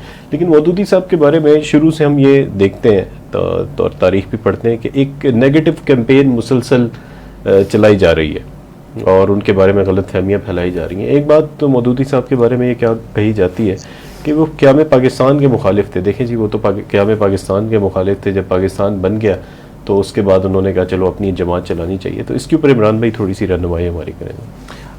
بالکل آپ نے صحیح اشارہ کیا، مودودی صاحب کے حوالے سے یہ غلط فہمی ہے جو موجود ہے. اس کے بیک گراؤنڈ کو بھی ضرور جاننا چاہیے، اور وہ یہ ہے کہ مودودی صاحب کو ٹارگٹ کیوں کیا گیا. اس کی بنیادی وجہ یہ کہ مودودی صاحب کے پاس وہ سولوشن تھا جو کہ باقی لوگوں کے مفادات، جو بھی کوئی ویسٹڈ انٹرسٹ ہوتے ہیں، اس کے اوپر وہ تیشہ بن کر گرتا تھا. یہ مودودی صاحب کی کا آپ جرم کہہ لیجئے کہ جس کی وجہ سے ان کی مخالفت کی گئی ہے، اور وہ رائٹ اور لیفٹ دونوں طرف سے مخالفت. یعنی آج کے دور میں لوگوں کو پتہ نہ لگ جائے کہ یہ قرآن آج کے دور میں بھی امپلیمنٹیبل ہے، اور اس کا سولوشن مودودی صاحب کے پاس تھا. مودودی صاحب کے پاس، اسی لیے ایک کیمپین مستقل وہ آج بھی چل رہی، وہ آج بھی آپ کو ملے گی. اور ہم دیکھتے ہیں سوشل میڈیا پر بھی کہ وقتاً فوقتاً کوئی نہ کوئی پہلو مودودی صاحب کے حوالے سے وہ نکال کر اور ان پر جو ہے وہ سب و شتم وہ شروع کر دیا جاتا ہے. قیام پاکستان کے حوالے سے اصل بات یہ کہ مودودی صاحب نے اسلامی نظریے کی پرزور انداز میں ایڈوکیسی کی ہے، اور کسی درجے میں بھی لیت و لال سے کام نہیں لیا. دیکھیں اس کی دلیل کیا ہے. وہ دلیل یہ ہے کہ پاکستان جس بنیاد پر بن رہا تھا وہ اسلام تھا. یعنی یہ بات سامنے آ رہی تھی کہ پاکستان جب بنے گا تو اس میں اسلامی نظام کو نافذ کیا جائے گا. یہی کوشش بھی تو مودودی صاحب کی ہے. یعنی مودودی صاحب بھی تو یہی بات کہہ رہے ہیں نا کہ یہ جس کہرے مذلت میں ہم گھر چکے ہیں، جس غلامی سے ہم دوچار ہیں، اس سے نکلنے کا واحد رستہ یہ ہے کہ ہم اسلامی نظام کی طرف بڑھیں. تو نظریہ پاکستان بھی وہی ہے جس کو مودودی صاحب بیان کر رہے ہیں. تو یہ کیسے کہا جا سکتا ہے کہ مودودی صاحب پاکستان بننے کے خلاف ہوں؟ بالکل خلاف نہیں تھے. انہوں نے نظریہ جو پاکستان کو پرزور انداز میں بیان کیا ہے. اختلاف صرف مودودی صاحب کا تھا طریقہ کار پہ. مودودی صاحب کا خیال یہ تھا کہ پاکستان جس طریقے سے بنایا جا رہا ہے، جو منہج جس کو اڈاپٹ کیا جا رہا ہے، اس کے نتیجے میں ایک قومی ریاست تو وجود میں آ سکتی ہے، لیکن اسلامی ریاست وجود میں نہیں آ سکتی. اسلامی ریاست کے لیے آپ کو وہ لوگ تیار کرنے پڑیں گے اور وہ معاشرے کا فہیم عنصر، وہ معاشرے کا انٹلیکچوئل طبقہ، وہ انٹیلیجنشیا کے لوگ، وہ پڑھا لکھا طبقہ کہ جو اسلامی نظریے کو حرز جان بنائیں، اپنی زندگیوں میں بھی دین کو نافذ کریں. وہ جب یعنی ایک طرف وہ جدید دنیا سے بھی واقف ہوں گے، جدید علوم انہوں نے پڑھے ہوں گے، اور ایک طرف وہ اسلام کے فنڈامنٹل سے بھی واقف ہوں گے، اس کو تھام کے رکھیں گے. تو وہ جب کوئی نظام پیش کریں گے، اس کو چلائیں گے، تو وہ پھر صحیح معنوں میں ایک اسلامی ریاست ہوگی، جس کے لیے انہوں نے کوشش بھی کی. یہ دوسری بات ہے کہ وہ کوششیں بارآور اور جو ثمر آور جو ہے وہ نہیں ہو سکی، لیکن یہ کہنا کہ وہ پاکستان بننے کے مخالف تھے، یہ بات بالکل درست نہیں ہے. وہ پاکستان بننے کے طریقہ کار کے ضرور خلاف تھے. ٹھیک ہے، چلیں اسی سے جو ہے وہ ایک اور کویشچن میں اس میں لے لیتا ہوں کہ یہ جو ہستیاں گزری ہیں، علامہ اقبال، ڈاکٹر اسرار احمد، مولانا مودودی صاحب، ابوالکلام، ان کے پاس یہ کون سی ایسی دعوت تھی، کون سا ان کے پاس ایسا یونیک سیلنگ پوائنٹ تھا جو معاشرے کا یہ جو آپ فرما رہے ہیں کہ فہیم طبقہ یا ذوی العقول جن کو کہا جاتا ہے، ایلیٹ کہا جاتا ہے، اس کو انہوں نے ہلایا جا کے اور ٹچ کیا، ان کے بھی جو دلوں کے تار تھے؟ سر بنیادی بات جو ہے نا اس میں وہ یہ ہے کہ ان سب کی دعوت کا جو منبع اور سرچشمہ ہے وہ قرآن مجید ہے. وہ جیسے میں نے عرض کیا کہ بات شاہ ولی اللہ رحمہ اللہ سے شروع ہوئی تھی، اور قرآن مجید کی بنیاد پر انہوں نے جو دعوت پیش کی، اس میں یہ بات کہنے میں کوئی باک نہیں ہونا چاہیے، یہ بات کہہ دینی چاہیے کہ اس میں نفرت کا عنصر بالکل بھی غالب نہیں تھا. یعنی انہوں نے جس بھی طبقے کو ایڈریس کیا ہے اسے اپنا حریف نہیں سمجھا. عام طور پہ ہمارے ہاں یہ مسئلہ ہو جاتا ہے کہ ہم جب کسی کو دعوت دیتے ہیں تو اسے اپنا مد مقابل سمجھ لیتے ہیں. یہ بات ہی نامناسب ہے. یعنی پاکستان کے حوالے سے بھی اگر آپ دیکھیں نا، یہاں پر لوگوں کی اکثریت دین پر عمل پیرا نہیں ہے، تو اس کی وجہ ان کی دین سے نفرت نہیں ہے کسی درجے میں بھی. یعنی یہ شاید چند لوگوں کے آٹے میں نمک کے برابر بھی شاید وہ لوگ نہ ہوں جن کے ویسٹڈ انٹرسٹ وابستہ ہیں اس نظام کے ساتھ. بنیادی بات جو ہے وہ دین سے ان کی ناواقفیت ہے. اس وقت معاملہ بھی یہی تھا. مودودی صاحب نے اس نفرت کے عنصر کو نکالا ہے، اور وہ جیسے قرآن مجید یا ایھا الناس کہہ کے ایڈریس کرتا ہے، مودودی صاحب نے بھی اسی اپروچ کو لے کر چلے ہیں. نمبر 2، مودودی صاحب نے معاشرے کے اس فہیم طبقے کو ایڈریس کیا ہے کہ جو معاشرے میں کوئی وائٹل رول پلے کر سکتا ہے، یعنی سگنیفیکنٹ رول کوئی جو پلے کر سکتا ہے، اس طبقے کو ایڈریس کیا ہے. جب تک آپ ان لوگوں کو ایڈریس نہیں کرتے، ان لوگوں کے جو بھی مسائل ہیں ان کا کوئی سولوشن پیش نہیں کرتے، تو لوگ اسلام کی طرف نہیں آ سکتے. یعنی یہ بات کہنی چاہیے کہ مودودی صاحب نے اسلام کو، جو کہ آؤٹ ڈیٹڈ ہو چکا تھا اور لوگ اسلام سے دور ہو رہے تھے، خاص طور پہ آپ کا پڑھا لکھا طبقہ، ان کے لیے مودودی صاحب نے اسلام کو ایک قابل عمل سولوشن بنا کر وہ یعنی قابل عمل سولوشن اسلام کا وہ پرووائڈ کیا ہے. اور اس میں اہم ترین بات یہ ہے کہ دیکھیں، نظام کی جب ہم بات کرتے ہیں نا، تو دنیا میں جب آپ پھرتے ہیں تو آپ کو ٹاکرا ہوتا ہے مختلف نظاموں سے، مختلف آئیڈیالوجیز کے لوگ کے حاملین موجود ہیں. تو جب آپ کے پاس بھی کوئی ایسا نظام موجود ہوگا جو آج کے دور میں فٹسٹ ہوگا، جو قابل عمل ہوگا، سولوشن اورینٹڈ نظام ہوگا، تب لوگ آپ کی بات سنیں گے. تو مودودی صاحب نے، علامہ اقبال نے، ابوالکلام نے، ڈاکٹر اسرار نے، رفیع الدین صاحب نے، ان لوگوں نے آج کل کے پڑھے لکھے نوجوانوں میں وہ کانفیڈنس پیدا کیا ہے جو اسلام کے اوپر ان کو اب ہے الحمدللہ، اور وہ کانفیڈنٹلی مغرب کے سامنے یا جو بھی اور آئیڈیالوجیز ہیں ان کے سامنے کانفیڈنٹلی بات کر سکتے ہیں. ٹھیک ہے. اچھا حسن بھائی کی ہم بات تو تھوڑا سا آگے بڑھائیں گے کہ اس وقت جو کرنٹ سچویشن ہے، آحیائی فکر کی روشنی میں یہ جو آحیائی تحریکیں بلٹ ہوئی ہیں، تو اس وقت ہم دیکھتے ہیں کہ جہاں پہ مایوسی کی کیفیت اوور آل اگر ملکی صورتحال پہ دیکھیں، ہم اسلامی ملکوں کو دیکھیں، اور اس میں خاص طور پہ پاکستان کے حوالے سے جیسے ہم آج کا پروگرام کر رہے ہیں، اسی میں ہم ان تحریکوں کے اوپر بھی دیکھتے ہیں، تو بظاہر تو ہمیں کوئی پیش رفت نظر نہیں آتی. اور جو موجودہ صورتحال ہے اس کے بارے میں کیا کہنا چاہیں گے؟ سر جو موجودہ صورتحال ہے نا اس وقت، آپ کی سوال میں ایک اور کون سا نقطہ تھا، کائنڈلی کر. پہلے اس چیز کو لے لیں کہ یہ جو تحریکوں کی اس وقت موجودہ صورتحال ہے، اس کو آپ کس طرح سے دیکھ رہے ہیں، پھر ہم سولوشن کے اوپر بات کریں گے. جی. اچھا، اس وقت صورتحال جو ہے نا وہ ایک مایوسی کی تو ہے. مایوسی کی اس اعتبار سے کہ یہ جو بھی بڑی شخصیات گزری ہیں، آج ہم دیکھتے ہیں معاشرے میں کوئی بڑی شخصیت اس طریقے سے موجود نہیں ہے. یعنی مودودی صاحب واقعتاً ایک لیڈر تھے. ڈاکٹر اسرار صاحب کو آپ دیکھیں، وہ واقعتاً ایک لیڈر تھے. تو اس لیول کی تو شخصیت آپ کو اس وقت کوئی نظر نہیں آتی. یعنی اس ریجن کی حد تک بھی اگر ہم دیکھیں تو جو کام ان لوگوں نے اس وقت کیا، ان کی جو سیکنڈ لیئرز آئی ہیں جدھر بھی آئی ہیں، وہاں پھر بھی مسائل پیدا ہوئے, اس نظریے سے بھی دوری پیدا ہوئے. اس کے بہت سارے عوامل ہو سکتے ہیں یہ پس منظر میں, ان کو ہم اس وقت سائڈ پہ کرتے ہوئے جو اصل بات ہے کہ وہ چیز اب جو فکر ہے وہ دبی ہوئی ہے اس وقت, اور اس وقت ضرورت یہ ہے کہ بڑے پیمانے پر اس فکر کو عام کیا جائے. یعنی اس وقت کرنے کا جو اصل کام کوئی کہا جا سکتا ہے وہ مودودی صاحب کی تھاٹ, وہ علامہ اقبال کی تھاٹ, وہ ڈاکٹر اسرار کی تھاٹ, رفیع الدین صاحب کی تھاٹ, ان سب کو آگے لے کر آیا جائے. یہ چیزیں دبی ہوئی ہیں, کام بہت ہوا ہے. ایک بات یہ کہی جاتی ہے نا کہ علمی اعتبار سے ہم کہاں کھڑے ہیں, بھئی علمی اعتبار سے لوگوں نے بہت کام کیا ہے, وہ کام دبا ہوا ہے. یہ ہماری کمزوری ہے کہ ہم اس پر سرفیس, ان چیزوں کو سرفیس پر لانے میں ناکام رہے ہیں ابھی تک. ان کو باہر نکالیں, ان کتابوں کے اوپر جو مٹیاں آ گئی ہیں ان مٹیوں کو صاف کریں, اور جو بھی جدید ذرائع ہیں, جو جدید ٹولز ہیں, میڈیا کا دور ہے, بڑے پیمانے پہ ان چیزوں کو عام کرنے کی ضرورت ہے. اس وقت وہ چیز دبی ہوئی ہے جس کو باہر لانے کی ضرورت ہے. بالکل صحیح ہے. حسن بھائی, ہم یہ دیکھتے ہیں, عمران بھائی کی بات کو تھوڑا سا آگے بڑھا رہے ہیں کہ جس طرح بڑی شخصیت کے انتظار میں ہر وقت مسلمان رہے ہیں, اور اس وقت بھی ایک بڑی شخصیت کے انتظار میں اللہ تعالیٰ کی یہ سنت ہم دیکھتے ہیں تاریخ کے اندر کہ جب بھی اللہ تعالیٰ نے اپنے نبیوں کو بھیجا ہے تو اس سے پہلے جو ہے وہ ایک معاشرے میں ایک ویکیوم پیدا ہوتا تھا. اب ہم محسوس کرتے ہیں کہ مودودی صاحب جب دنیا سے تشریف لے گئے اور اس کے بعد تقریباً 20-25 سال بعد ڈاکٹر سار صاحب بھی چلے گئے, تو ایک امت مسلمہ کے اندر بھی ایک ہمیں فکری گیپ نظر آتا ہے لیڈرشپ کا, کہ کوئی گائیڈنس کے لیے موجود نہیں ہے. جن لوگوں کے اندر پوٹینشل موجود تھا وہ یا تو یہ ہے کہ ملیٹنسی کی طرف چلے گئے, یا یہ ہے کہ دل برداشتہ ہو کے اس فرض سے ہی غافل ہو گئے جس فرض کو ان شخصیات نے سمجھایا تھا اور انہوں نے زندگی کا مقصد بتایا تھا. تو اب کیا رہنمائی ہے ہمارے لیے کہ یا تو ہم ان شخصیات کا انتظار کریں, یا ان شخصیات سے جو ایک ٹارچ ہمارے پاس آئی ہے, ہمارے ہاتھ میں آئی ہے, اس ٹارچ کو ایز اے ٹیم آگے لے کے چلیں. آپ کیا سمجھتے ہیں اس بارے میں؟ دیکھیں اسد بھائی, سب سے پہلے تو یہ کہ قرآن کیا تقاضا کرتا ہے بالکل واضح ہے. یعنی اللہ کی کتاب محفوظ ہے, اس میں کسی قسم کی ترمیم نہیں ہوئی.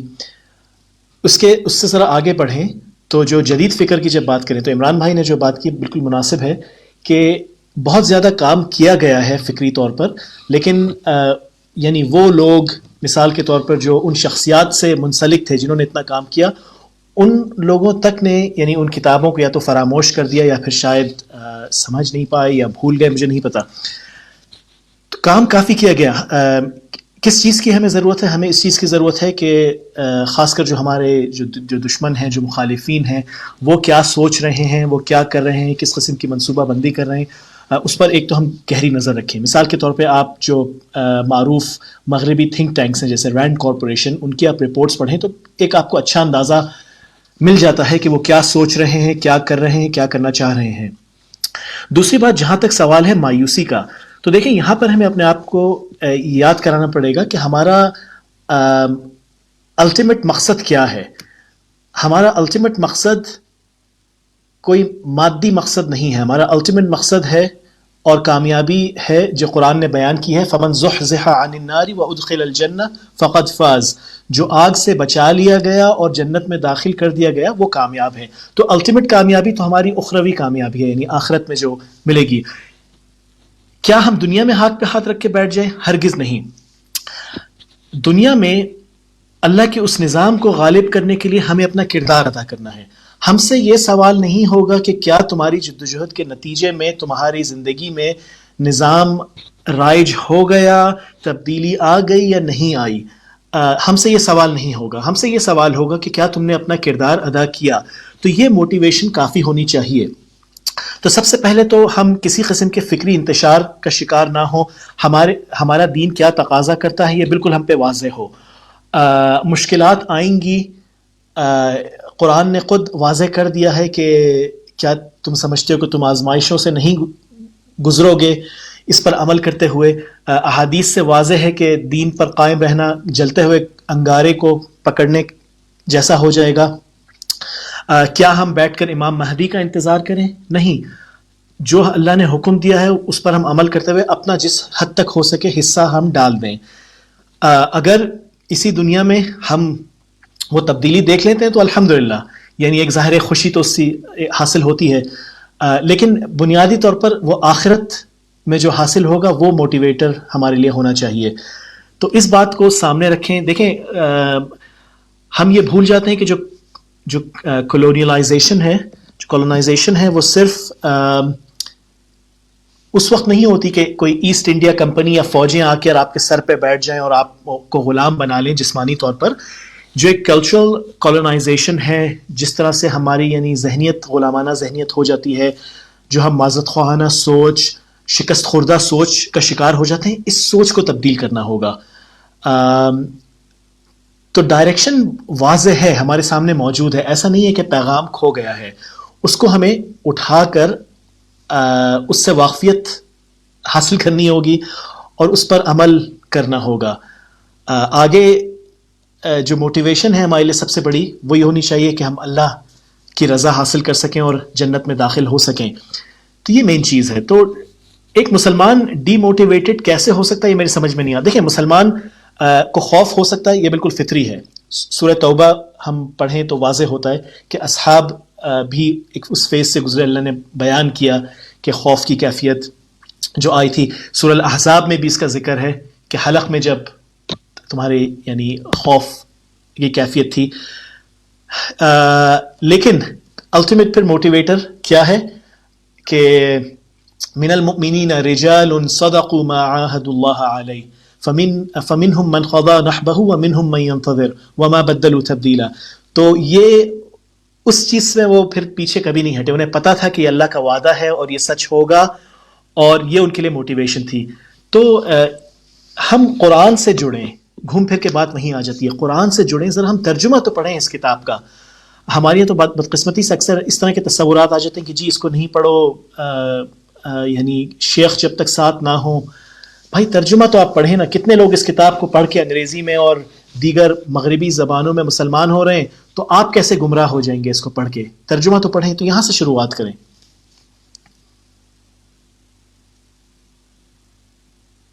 سر میں چاہوں گا کہ اسی پہلو میں ایک اور اینگل کو بھی دیکھا جائے, اور وہ یہ ہے کہ یہ جو تحریکیں ساری اٹھی تو ان کے ساتھ ساتھ کچھ تھریٹس بھی تھیں جو کہ مسلسل چلتی رہیں, اور میرے خیال میں بہت ضروری ہے کہ ہم اپنے دشمن کو بھی پہچانیں اور اس کے اوپر بھی نظر رکھیں.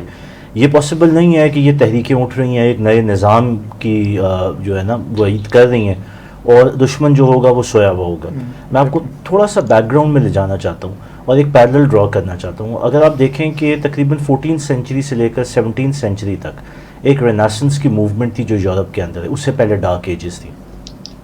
میں یہ پیرل اس لیے بلڈ کر رہا ہوں کہ یہاں پہ وہ ایک کلیش بلڈ ہوا جو کہ ریلیجن کے اوپر بیس کرتا تھا, اور اس میں تھوڑا سا یہ بھی پہلو اجاگر کروں گا کہ تقریباً کوئی 8 سے 10 سینچری کے آس پاس جو ریلیجس کلرجی تھی کرسچینٹی کے اندر, اس کے اندر انفلٹریشن بھی ہوئی, اور وہ انفلٹریشن ہوئی ٹیمپلرز کی صورت میں. اور وہ آپ کو ایک بیک گراؤنڈ پتہ ہے کہ وہ سلیبی تھے, وہ اوریجنلی یہودی تھے لیکن وہ کرسچینٹی کے روپ میں آئے.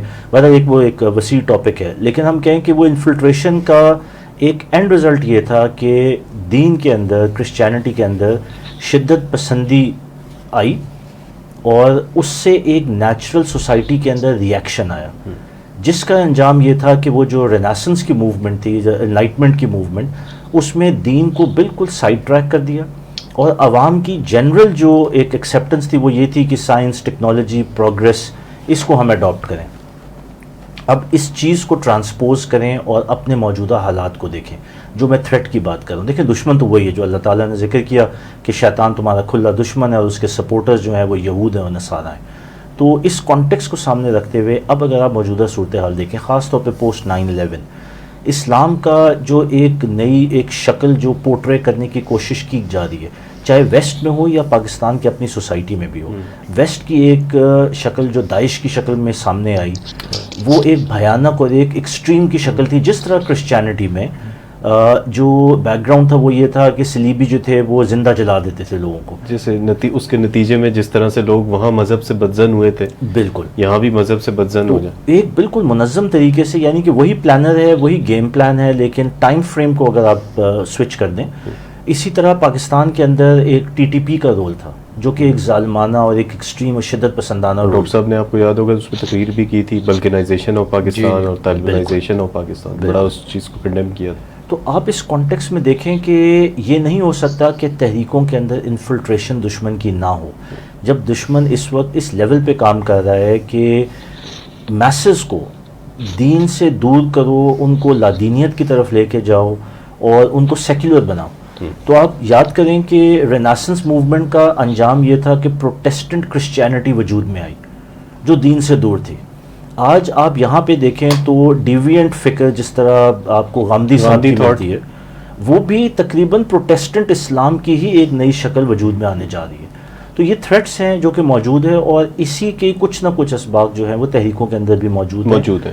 کرائسس وہی ہے جو آپ نے بات کی کہ لیڈرشپ کا وائڈ ہے, اس وائڈ کو کیسے فل کیا جائے, یا اللہ تعالیٰ اپنے ایک منطقی پروسیسز کو فل کریں گے, یہ ایک ہمارے یہ سمجھیں یہ ایک چیلنج ہے. ٹھیک ہے, ہم ساتھ ساتھ اس میں نا لیڈرشپ کا جہاں مسئلہ ہے نا اس کو بھی دیکھ لینا چاہیے. دیکھیں اگر اللہ تعالیٰ کو بڑا لیڈر نہیں پیدا کر رہا تو اس کا مطلب ہے اللہ تعالیٰ کچھ اور ہمیں کنوے کرنا چاہ رہے ہیں, اور وہ شاید فرض تو ساکت نہیں کیا نا. جی فرض تو اپنی جگہ پر موجود ہے, جیسے وہ بات کر رہے تھے حسن بھائی. اس میں بنیادی طور پہ عرض یہ ہے کہ کسی بڑے انسان کا, بڑے آدمی کا نہ ہونا, وہ شاید آگے مہدی کے لیے آنا ہے, اس وجہ سے بھی شاید اللہ تعالیٰ نے اس وقت ویکیوم کریٹ کر دی ہے. ہمارے کرنے کا جو کام ہے نا سر, وہ اس وقت یہ ہے کہ اس فکر کے حاملین جو لوگ ہیں وہ بھلے کسی بھی جماعت میں ہیں, ان سب کو تو کم از کم ایک پلیٹ فارم پر آنا چاہیے نا. اور لیڈرشپ اگر موجود نہیں ہے ایک انسان کے اعتبار سے, ایک شخصیت کے اعتبار سے, تو ٹیم وجود میں ضرور آنی چاہیے. یعنی ٹیم جو ہے وہ اس کا متبادل ہوگا, ایک شخصیت کی کا متبادل ہوگی. وہ ٹیم ورک ہو, ٹیم وجود میں آئے اور وہ کام کرے. میسو لیول پر ان چیزوں کو عام کرنے کی ضرورت ہے. بالکل صحیح ہے. کمنٹس لے لیتے ہیں کوئکلی, ہم اپنے پروگرام کے جو ہے وہ آخر کی طرف جا رہے ہیں. اور ظہور خان ہمارے ساتھ ہیں شروع سے, وہ کہتے ہیں کہ شہادت الناس تو کرنے کا کام ہے, لیکن عوام کی ترجیحات کچھ اور ہیں جو کہ یہود بھی مہیا کر رہے ہیں. آج یہود اپنا آخری دور عروج گزار رہے ہیں اور مسلمان اپنا آخری دور زوال. تو یہ زوال تب تک رہے گا جب تک اللہ چاہے گا. اس زوال میں حق کا ساتھ دینا موت گلے لگانے کے مترادف ہے. تو عام آدمی کو کیا کرنا چاہیے, حل کیا ہے؟ حل جو ہے وہ ابھی ہم نے اس کے اوپر بات بھی کر لی ہے کہ, اور ابھی فائنل ہم آپ سے یہ کوشچن ابھی لے لیتے ہیں ظہور بھائی آپ کا. اچھا, تجمل سلیم کہتے ہیں کہ اگر نظام کے اندر نظام کو توڑا جائے, جیسے ہمارے نظام کے اندر لوگ اپنے مفاد کو ترجیح دیتے ہیں, تو ہمیں کیا کرنا چاہیے؟ یہ سولوشن میں کور کر لیں. ہاں, سولوشن کے اندر اس کو تھوڑا سا کور کر لیتے ہیں.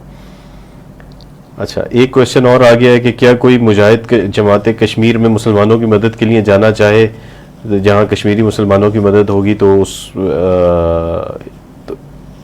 اس میں ان کی مدد ہوگی یا ان کو اور مشکلات میں ڈالیں گے آپ جا کے؟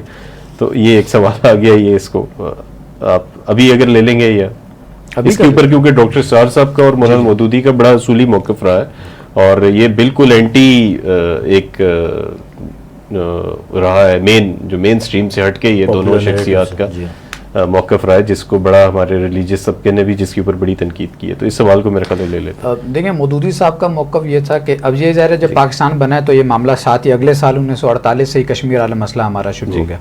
مودودی صاحب کا موقف اس پہ یہ تھا کہ اگر آپ کو ان کے ساتھ جنگ کرنی ہی ہے تو پھر آپ ان کے ساتھ معاہدہ ختم کریں. جب آپ ریاست بنتے ہیں, ریاست ایک دوسرے کو تسلیم کر لیتی ہے, تو یہ ایک معاہدہ ہے. یعنی عمرانی جو ہے وہ پوائنٹ آف ویو سے اگر آپ دیکھیں تو وہ سوشل کانٹریکٹ کے اعتبار سے آپ نے ایک معاہدہ کر لیا. آپ کا سفیر ان کے پاس ہے, ان کا سفیر آپ کے پاس ہے.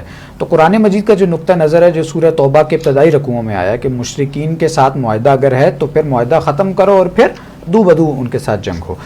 تو ہم نے کیا یہ کہ ہم نے ایک طرف تو وہ معاہدہ اپنا برقرار رکھا اور پھر مجاہدین کے ذریعے سے ہم نے وہ دوسرا کام جاری رکھا ہے. اس کا نتیجہ یعنی سولوشن جو کہ حاصل ہونا جو مقصد کہنا چاہیے وہ مقصد نہ کبھی حاصل ہوا ہے نہ آئندہ کبھی ہوگا. یہ اس کا حل ہے ہی نہیں. مودودی صاحب نے بھی اس کی مخالفت کی ہے, جو میں نے پوائنٹ آف ویو بتایا وہ مودودی صاحب کا, اور اسی کو آگے ڈاکٹر اسرار صاحب نے بھی کیری آن کیا ہے. اور اس کا حل یہ ہے کہ ہم حکومت کو یہ پریشرائز کریں کہ حکومت اس وقت اس کے پاس اسٹینڈنگ آرمیز موجود ہیں اس وقت, تو حکومت یہ کام کرنے کی بہتر پوزیشن میں ہے. ہم یہاں سے جائیں گے, بندے انڈائریکٹلی جو بھی لے کے جاتے ہیں, پہلے بھی نقصان ہوا, آئندہ بھی اس سے نقصان. لیکن جیسے وہ کہہ رہے ہیں کہ تنگ کرنے والی بات زیادہ ہے ایسے ہی. ٹھیک ہے, اس کو کوئکلی ہم اور لے لیتے ہیں. دنیا سیکولرزم سے فاشزم کی طرف جا رہی ہے. اب یہ ایک بڑا امپورٹنٹ کمنٹ آ گیا. اس پر آنے والے دور میں آحیائی تحریکوں کو مزید کچلا جائے گا؟ کیا آنے والا دور احیائی تحریکوں کے لیے آئسولیشن کا دور ہے؟ اس سوال کو ہم لے لیتے ہیں، اینڈ کے اوپر لے لیتے ہیں، ہم آگے چلتے ہیں. ایک حسن بھائی ایک سوال آیا آپ کے لیے کہ آج کی دنیا میں دو بدو جنگ کی نوبت آنا تو بہت دور کی بات ہے، پر ٹیکنالوجیکل وار مستقل جاری ہے جس کی وجہ سے رائے عامہ کو مینیپولیٹ کیا جاتا ہے. جیسا کہ یہ فلسطین کا واقعہ اگرچہ یہ مسلم امت کے لیے بہت بڑا ایونٹ ہے، مگر power of social media and regular media کو استعمال کرتے ہوئے ایک بڑے سے بڑے رد عمل کو وقتی ابال میں تبدیل کر دیا جاتا ہے، اور بدقسمتی سے ہمارے پاس کوئی ایسا پیرلل نظام نہیں جس کو استعمال کر کے ہم ان جذبات کو ایک مستقل اور فائدہ مند رخ دے سکیں. کیا ہم کبھی اس ٹیکنالوجیکل وار میں دجل اور طاغوت کو شکست دے پائیں گے یا دے سکتے ہیں؟ یہ اس کے اوپر کوئکلی آپ کو کمنٹ کرنا چاہیں اگر. یہ بہت اچھا سوال ہے، بہت اچھا سوال ہے. دیکھیں بات یہ ہے کہ پہلی بات تو یہ کہ اللہ نے حکم دیا کہ وَأَعِدُّوا لَهُم مَّا اسْتَطَعْتُم مِّن قُوَّةٍ، تو اس قوہ میں بہت ساری چیزیں شامل ہو جاتی ہیں، بہت سارے فرنٹس شامل ہو جاتے ہیں. دوسری بات یہ کہ ایک چیز ہم یہ دیکھتے ہیں، اور یہ ہمارے لیے ایک بڑی موٹیویشنل چیز ہے، ذاتی طور پر میں یہ دیکھ چکا ہوں کہ جو کفر کی قوتیں ہیں وہ اتنا اپنا وقت اور پیسہ خرچ کرتی ہیں حق کو دبانے کے لیے، اتنا اس میں وہ ورکنگ اور ایفرٹ اور پیسہ لگاتی ہیں، لیکن ایک شخص جو غیر معذرت خواہانہ، ایک مسلمان جو غیر معذرت خواہانہ، غیر شکست خوردہ ذہنیت لے کر سامنے آئے، وہ بہت آسانی سے ان کے جو بیانیے ہیں اس کو یعنی اس کے پرخچے اڑا دیتا ہے. تو یہ ایک بڑا بنیادی فرق ہے حق اور باطل کی نوعیت میں. باطل کو اپنے آپ کو انٹلیکچولی سپورٹ کرنے کے لیے بہت زیادہ جدوجہد کرنی پڑتی ہے، حق کو سامنے آنے کے لیے صرف جو حق بات ہے جیسے ہے ویسے ہی ٹون ڈاؤن کیے بغیر، ڈائلیوٹ کیے بغیر کرنی پڑتی ہے. تو آپ ان چیزوں سے مت گھبرائیں کہ ان کے پاس اتنی مشینری ہے، یہ سب ہے. سوشل میڈیا ہمارے پاس موجود ہے، اس پر بھی قدغن لگائے جاتے ہیں، اکثر یہ سب چیزیں ہوتی ہیں، لیکن آپ دیکھیں کہ جو پیغام ہے وہ کافی تیزی سے پھیل رہا ہے، حق کا پیغام. تو یہ مت گھبرائیں کہ ان کا بجٹ اتنا ہے اور ہم تو اپنے کمرے میں ایک بیٹھ کے کہیں اس کا مقابلہ کر رہے ہیں. آپ بس حق کو ڈائلیوٹ کیے بغیر جو حق بات ہے وہ آپ کریں، اور انشاءاللہ آپ اس کی برکات دیکھیں گے. بس اپنی ہم لوگ نیت چیک کرتے رہیں اور اللہ سے مدد مانگتے رہیں. بہت امید افزا بات کی ہے حسن بھائی نے، جو میں سمجھتا ہوں کہ مایوسی کے ان گھٹا ٹوپ اندھیروں میں ایک امید کی کرن ہے. اور اگر ہم 27ویں شب کی بات کریں رمضان المبارک کی، تو ہمارے لیے ایک نور کی کرن ہے اللہ تعالیٰ کی طرف سے. اچھا آپ کے لیے ایک سوال آ گیا کیوان بھائی فیصل وحید صاحب کی طرف سے، اور ڈائریکٹ آپ کے لیے انہوں نے سوال کیا. وہ کہتے ہیں کہ تحریک انصاف نے نوجوانوں کو تبدیلی کا نعرہ لگا کر دیا تھا تو کچھ نہیں، البتہ مایوس ضرور کیا.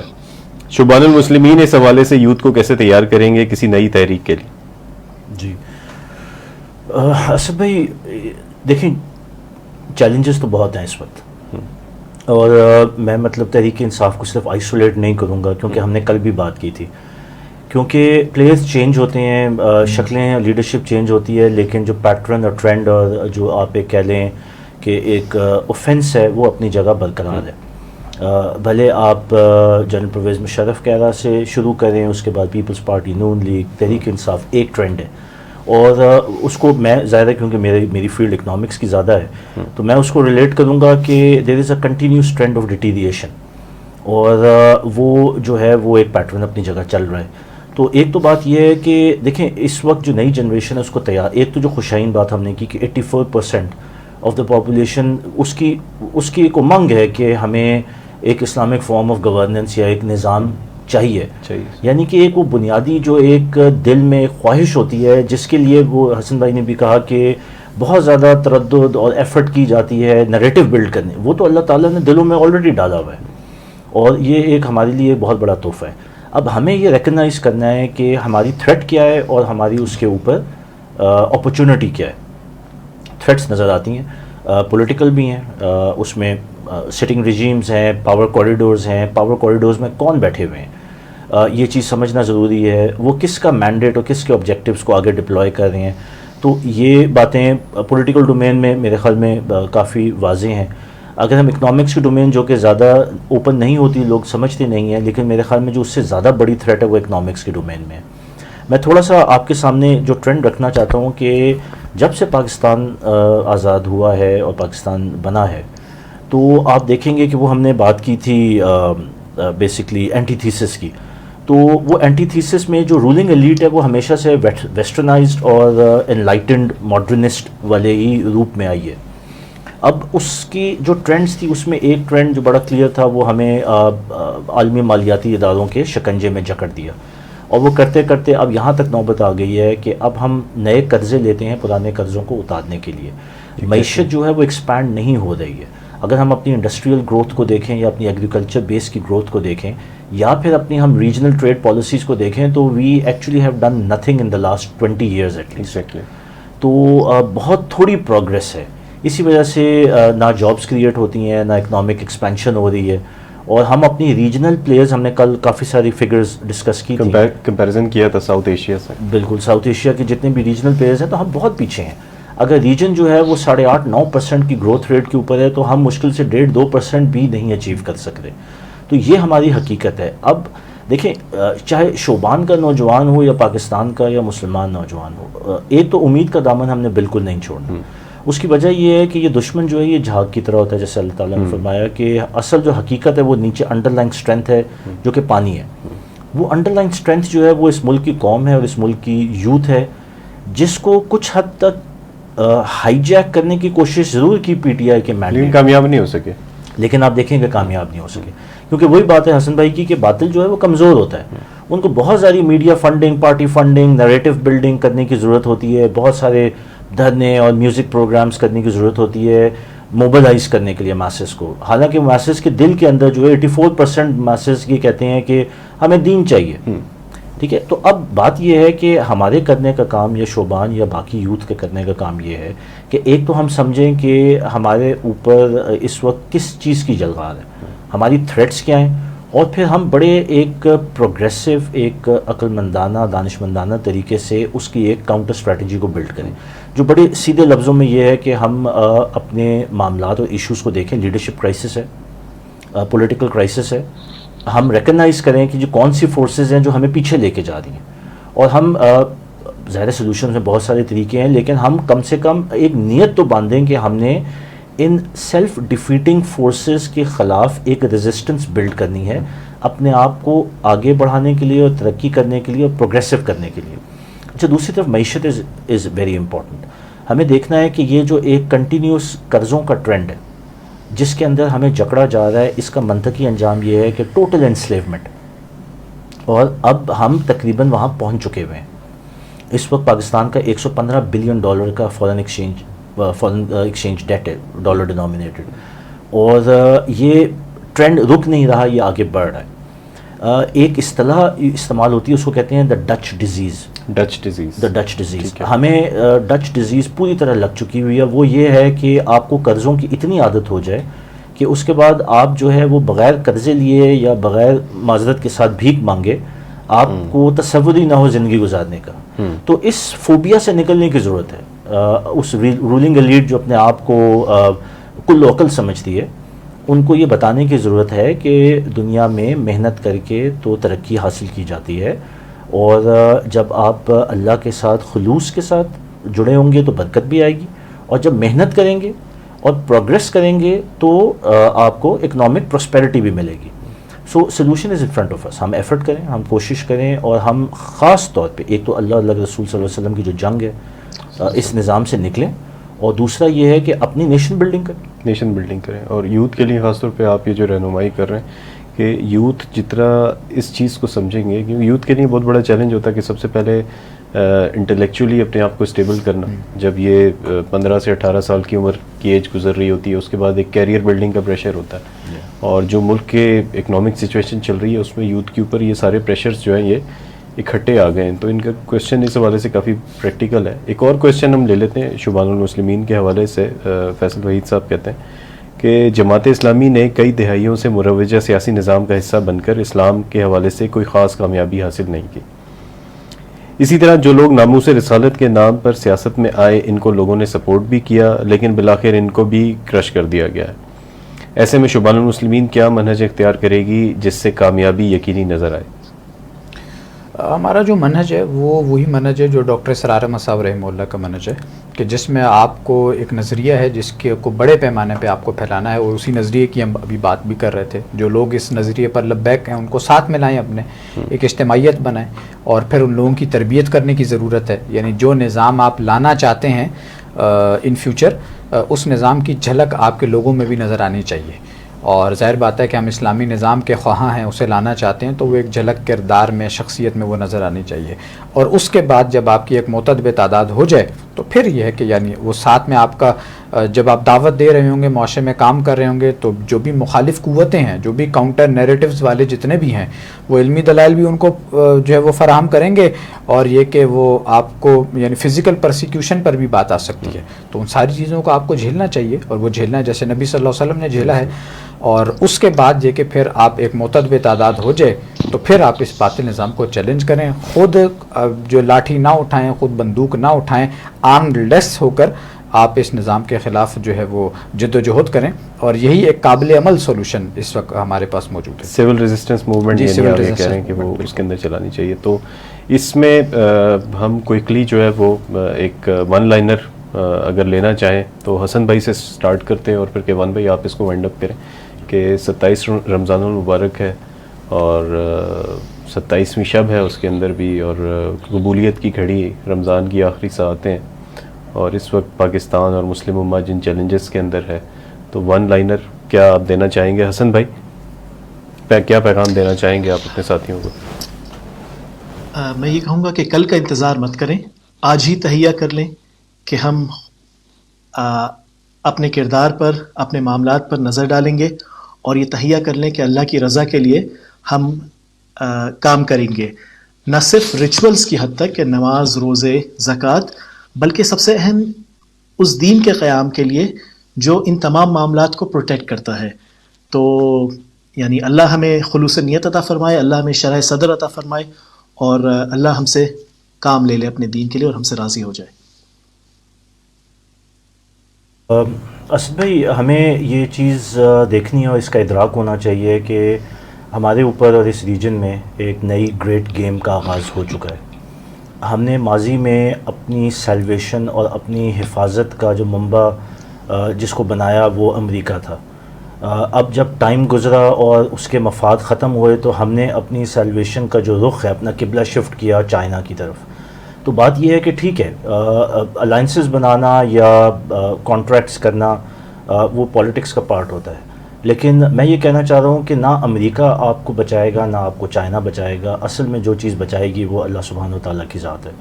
ہمیں اگر اپنے آپ کو کسی کے ساتھ الائن کرنا ہے تو وہ اصل میں اللہ تعالیٰ کے ساتھ، اور اس آئیڈیالوجی نبی پاک صلی اللہ علیہ وسلم لے کے آئے ہمارے لیے، وہیں پہ ہماری بچت ہے. باقی ساری چیزیں جو ہیں وہ سیکنڈری ہیں. تو میرے خیال میں اس چیز کا ادراک رکھتے ہوئے وہ کہتے ہیں نا کہ اپنی خودی کو پہچاننے کی ضرورت ہے. تھریٹس رہیں گی، دشمن ہمیشہ سے رہتے ہیں اور رہیں گے، شیطان پہلے دن سے موجود ہے، لیکن ہم نے اپنی ایک انورڈ لوکنگ ایک لوکلائز اسٹریٹجی بنانی ہے، اور اس کے اندر جو اسپرٹ ہونی چاہیے وہ قرآن کی ہونی چاہیے.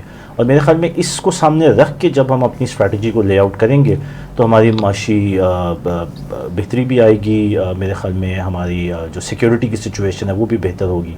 اور بہرحال جو معاملات ہیں وہ تو اس وقت سب کے سامنے ہیں، اور اس کے اوپر ہم آئندہ بھی بات کریں گے کہ جیو پولیٹیکل تھریٹس کیا ہیں. جی عمران بھائی کوئکلی. سر، سمجھنے کی بات یہ ہے کہ آج ہم تہیہ کریں، جو حسن بھائی بات کر رہے تھے وہ بالکل 200% درست ہے. کل کا انتظار نہ کریں، آج اپنا یہ یعنی محاسبہ کرتے ہوئے تہیہ کریں کہ کس کے لیے جینا ہے، کس کے لیے مرنا ہے.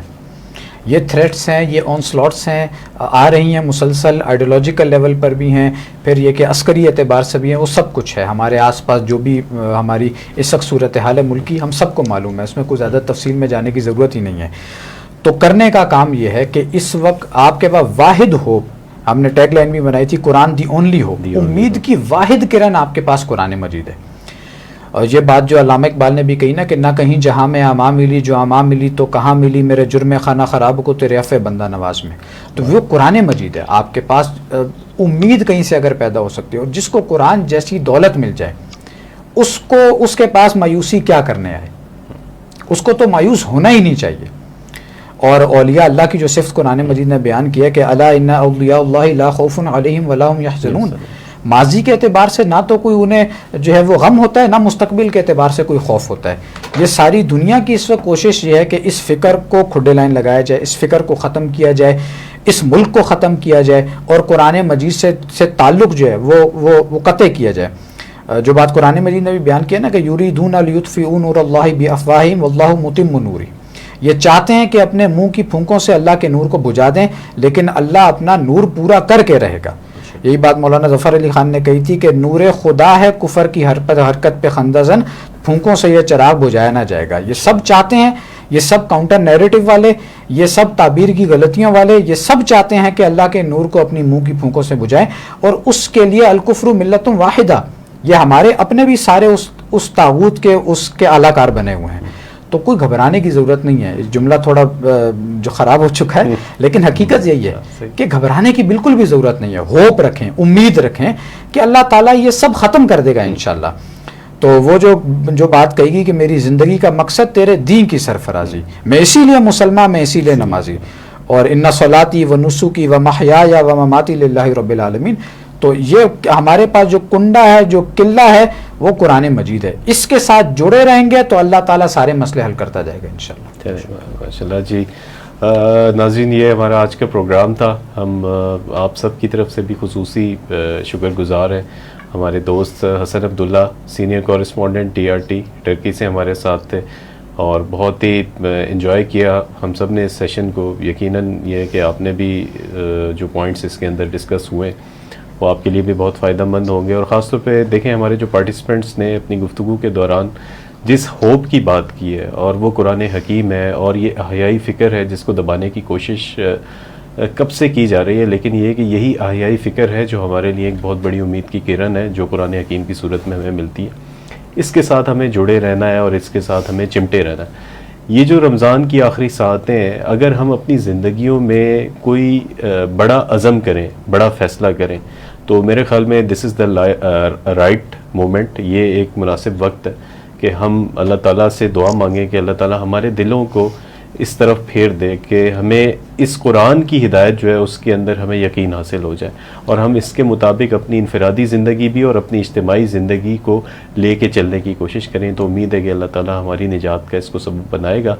اپنا بہت خیال رکھیے گا، دعاؤں میں یاد رکھیے گا ہم سب کو بھی۔ ہماری جتنی بھی میڈیا ٹیم ہے وہ خاص طور پہ آپ کی دعاؤں کی محتاج ہے۔ ان لوگوں نے دن رات کی کوششیں کر کے آپ کے سامنے یہ رمضان کی اسپیشل ٹرانسمیشنز کی ہیں پورے مہینے، تو ان کو خاص طور پہ اپنی دعاؤں میں یاد رکھیے گا۔ جن ساتھیوں کے کمنٹس پڑھنے سے رہ گئے ہیں ان سے معذرت، لیکن آپ کا ایک ایک کمنٹ ہم انشاءاللہ اپنے اگلے ٹاک شوز میں ضرور لیں گے، اور جو کمنٹس ابھی باقی ہیں ہم ان کے اوپر ضرور ڈسکشن کریں گے۔ اپنا بہت خیال رکھیے گا۔